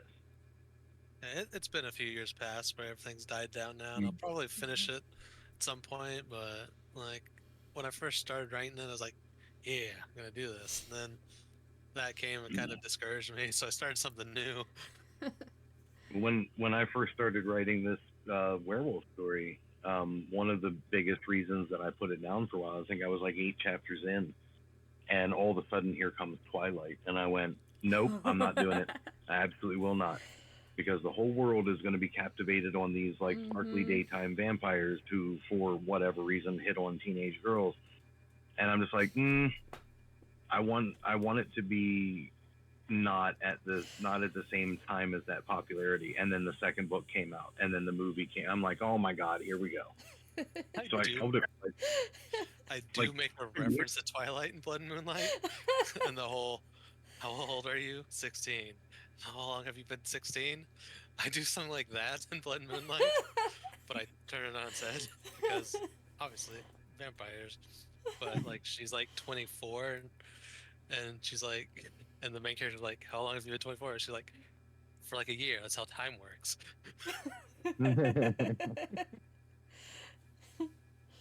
oh my. All right. But then, yeah, seeing how very different it was, I was like, maybe if I just don't make mine a romance, it won't matter. And it just took me a while to pick it back up again. And of course, the kids came, and I was like, well, that needs to be my focus right now. And after I had put it down for a while, we had a pretty tragic family thing go on. And so, like, I just kind of put all of my hobbies down for a while. I had to take a second and third job for a little bit, and a lot of things happened. I believe it or not, almost went to jail, which would have given me plenty of writing time. Just no sharp objects to write with. But there was just a lot going on that I was like, why am I even thinking about writing? Why would I want? I don't have time to do anything for myself. I can't prioritize me right now. And so there was a lot of bouncing back and forth, and then things sort of came together. Like the home life situation drastically changed, and I lost like all three of my jobs inside of a week or two, which was pretty awful. And my wife went back to work for the first time in several years because she was to stay at home for a little while. And like she's just, even in the beginning, she was always able to make more money than I was. So she was like, look, we got two kids at home now. Why don't you just stay home? And then we don't have to worry about the daycare thing or whatever. And like, look at all that time you'll have to do things. Yeah. And of course, my that instinct kicks in where I'm like, what do you mean all that time I have? Didn't you say that the stay-at-home mom is draining and takes up all your time, and you don't have time to do anything? Remember that talk we had? And she's like, yeah, well, that was half of that was bullshit. And so like after only being a stay-at-home dad for like the first 3 weeks, I was like, damn, there's nothing left in the house to clean. I'm able to put supper on the table every night. Look at all this time I have to do whatever. And I was like, maybe I need to embellish on that a little bit and like exaggerate some, because he's wondering like what I'm doing with all my free time. And I'm just like, so I started to kind of make it like, oh, I couldn't quite get everything done because the kid was kind of being like a little barbarian today or whatever. And so that kind of trailed on for a while till she caught me saying, yeah, I can clean like the whole house in like 40 minutes while doing a load of laundry. And I've got one kid in the shower over here and the other one doing crafts over there or helping me with dinner. And she's like, you bastard. You told me it takes all day. And now you're saying it's like 40 minutes to an hour to do everything there is to do in the house. I'm like, well, yeah, if you do it every day, so you put it off for a week, then yeah, it takes all day. So that argument aside, she was like, so why aren't you writing? And I was like, that is not the way I thought the conversation was going to go. And she's like, seriously, like, do you want to do something with this? And then we kind of went back and forth on the fence for a while. And then Sangi, my publisher, Mike, he's calls me up right before Christmas, and he's like, hey, I love Sangi. So I started a publication company, and I wanted to let you know about it in case you have any ideas. And took that back to my wife, and she's like, don't you think that sounds too good to be true? And I'm like, if it was coming from anybody other than him, because this guy has just never like steered me on the wrong path. You know, if we can't do something, he's straightforward about it. If we can do something, he's straightforward about it. And so I was like, listen, I know that you're worried. You wanted me to get back to my hobby, but didn't think that I would make it this like scheduled deadline thing. But if he says I can do it, I think we should do it. And so now here we are. I'm on the cusp of releasing book 2. And like a lot of things that I didn't think were possible before became so in a very short stretch of time.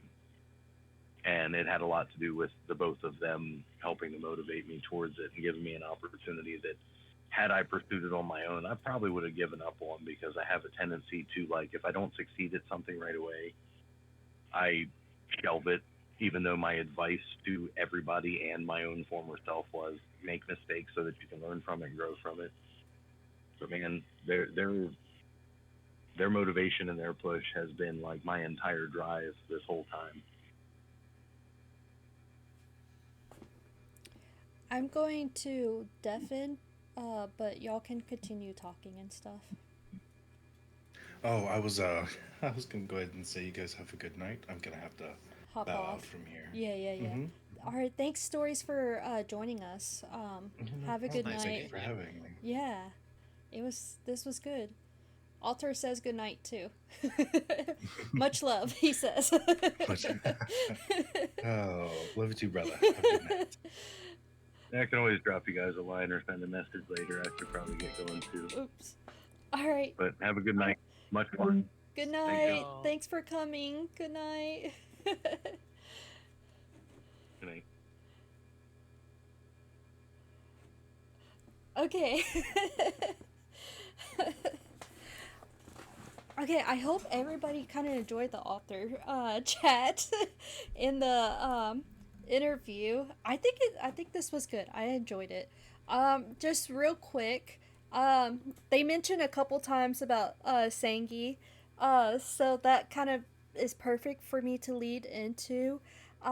If y'all know anybody that is looking to publish or need help with the journey of writing or anything, I know a publisher that can help. The company is like Sanguine. I always mispronounce it, like Sanguine Pendulin or something like that. So, there is a link. Let me see if let me pull up. I'll post a link to. I don't know. I don't know what link he wants me to use.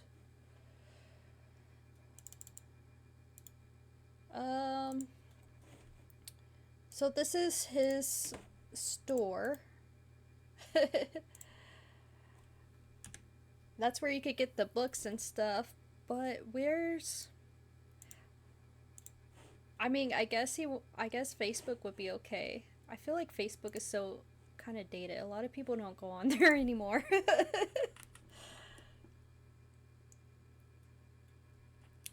Doo-doo-doo.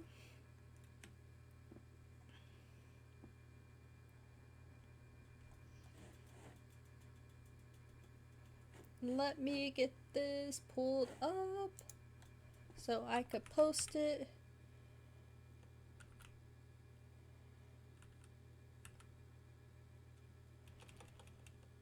No, it's Stefano type. That's what it was.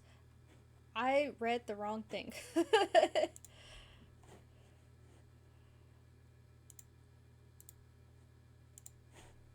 And obviously, like, he's in Discord and stuff too, so you can always contact on there. Lounge, how are you doing? Lounge, you missed the whole author interviews. I'm actually ending though, Lounge. But anyways, so if y'all know anybody that's interested in writing or anything like that, you can reach out to Sangi. He definitely is. He can help you and whatnot. I know, Lounge. I know, Lounge. This is my longest stream yet. I have been on here for 4 hours, and I've never been on this long. But it was good. It was good. I enjoyed this. I'll probably be doing this again because I thought this was fun and it worked out really well. And people seem to enjoy it too. So, let's see who is on. Sophia is on. She's another good book person.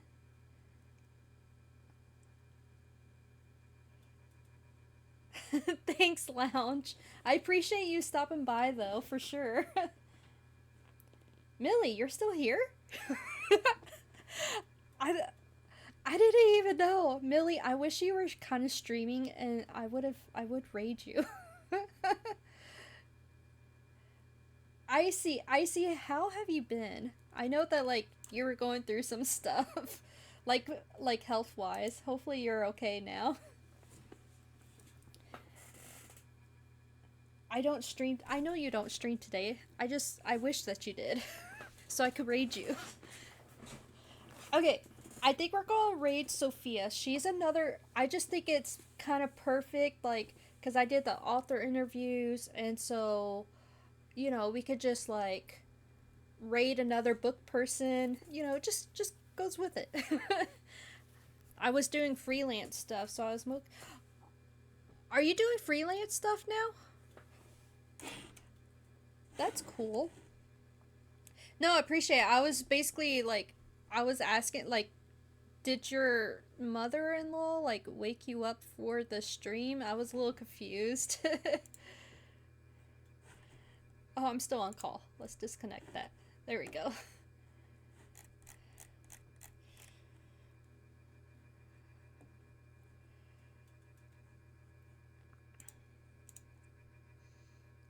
Jay, I'm about to raid out.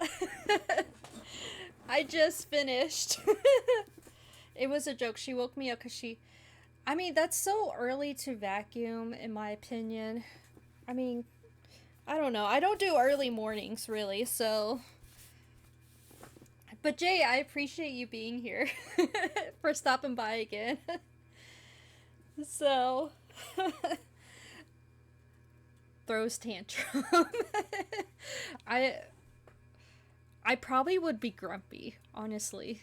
I do get grumpy if I don't get enough sleep. Okay, we're gonna raid Sophia. I am starving. I haven't ate.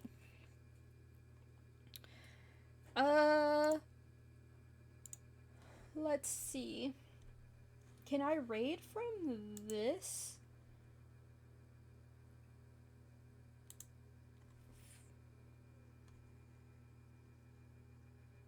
I wonder if I could raid from my laptop. We're gonna try it. Okay, once again, thank you everybody for tuning in. I hope you did enjoy it. It was definitely different. Hi! And if you Oh my goodness! Pistol McSquish? Thank you for the follow. The biggest gift would be from me, and the card attached would say, "Thank you for being a friend." How did you find me, if you don't mind me asking? And is your name Pistol McSquish? Is that correct? Let's see here. Yes, okay, perfect. Thanks for the follow. Are you a book person, by the way? You were on the left side of my... Oh, that's cool. Thanks. So, just a little heads up, though. I'm not your typical streamer. I don't actually stream games. So, I mostly just read books. Today, we actually had an author. We had 3 authors. And so, we did like a chat and interview with them. So, we just got done with that. I love books. I have and all. Do you really? Oh my goodness. Yes. I'm not an author, but that is really like, is it like, oh, it's an actual person. I was not following. That's so cool. Do you write yourself too? I mostly do what I do, like horror and fantasy and thrillers in my personal time kind of deal. On here, I kind of leave it up to my subs to decide what I read. Love me some Alter. I'm reading a horror book literally like off stream right now. I'm not familiar with his artwork, so I don't know. I'm not really familiar. What is his books that he's known for? Legacy is super sweet. Oh, thanks, Millie. Which one? It's an indie author, so it's not going to be very well known, but let me look it up. Definitely not that. I am reading The Devil's Tree. It's by Axel Malton, I think is how it's pronounced. I just finished Tinder is the Flesh. Not so much horror as it is. Oh, but I like those too. I like some of them. Okay, I read the. Is it The Handmaid's Tale? That one I didn't care too much about. So, Alter, our next book is a post-apocalyptic. I don't even know if I said that correctly. It's a post-apocalyptic book, or whatever. Slaughterhouse 5, Breakfast of Campaign was made into Bruce. Really, I have not read that. I need to. Here, I'll add that to my Goodreads. Slaughterhouse 5. Slaughterhouse 5. I'm adding it to Goodreads. Wait, if I can spell. Slaughterhouse. Oh, there it is right there. By Kurt Von Gutt Jr.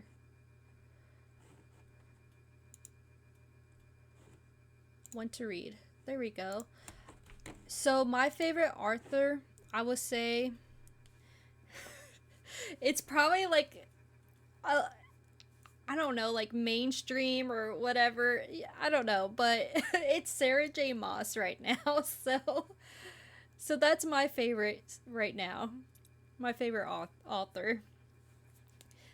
But to be fair, I was a Twilight girl, so...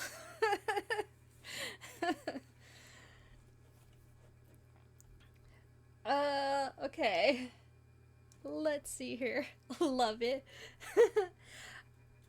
We've been reading her recently, but one of her characters, I'm not a fan of her development. Which character?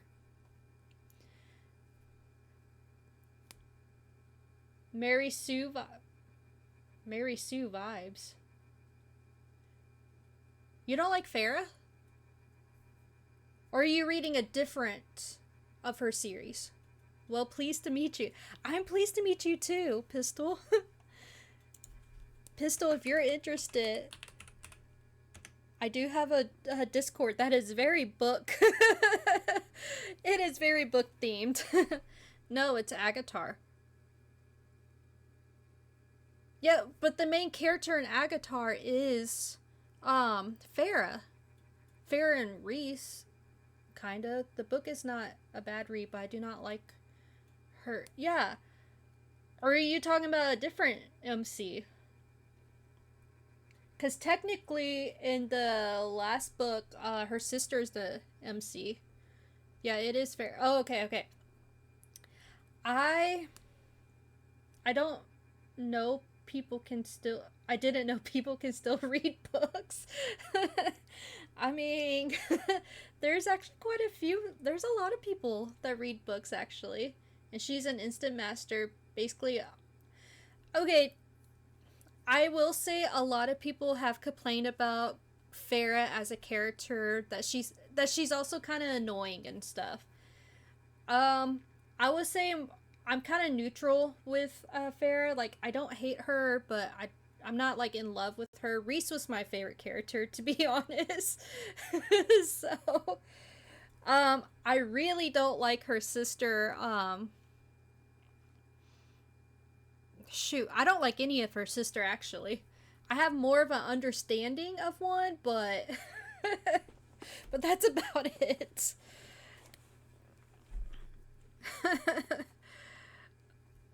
Alright. Let's see here. Okay, I do have to go. Oh, Keatron is still... Wait, Keatron's still on?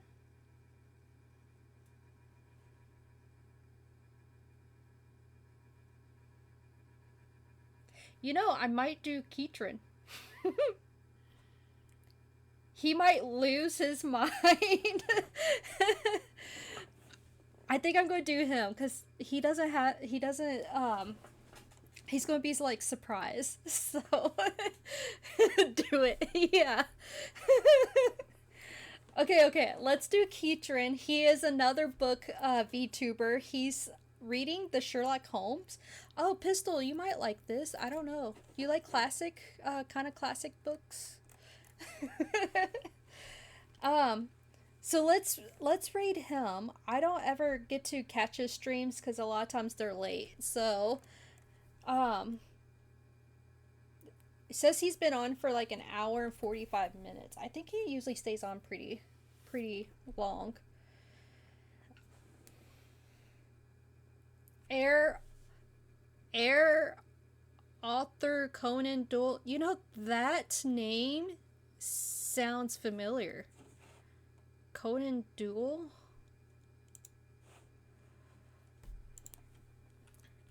Conan Doyle. A Study in Scarlet? Oh, Sherlock Holmes. I'm assuming that's who it is. For the yeah, I got it. That's why the name looked familiar. Sometimes it takes me a minute, okay? Yeah, Millie, he's reading Sherlock Holmes. So he's been on it for a while now, I feel like.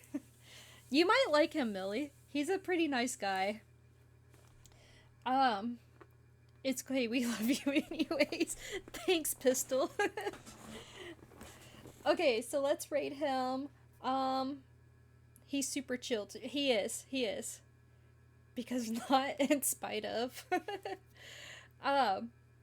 So yeah, is there any other announcements? Oh, I am hosting horror movie night in the Discord in October for celebration of Halloween. And I think what I'm going to do is like less scary movies are going to start at I think 7. And then after that will be more scary movies basically. And I haven't decided if they're going to be on Friday or Saturday.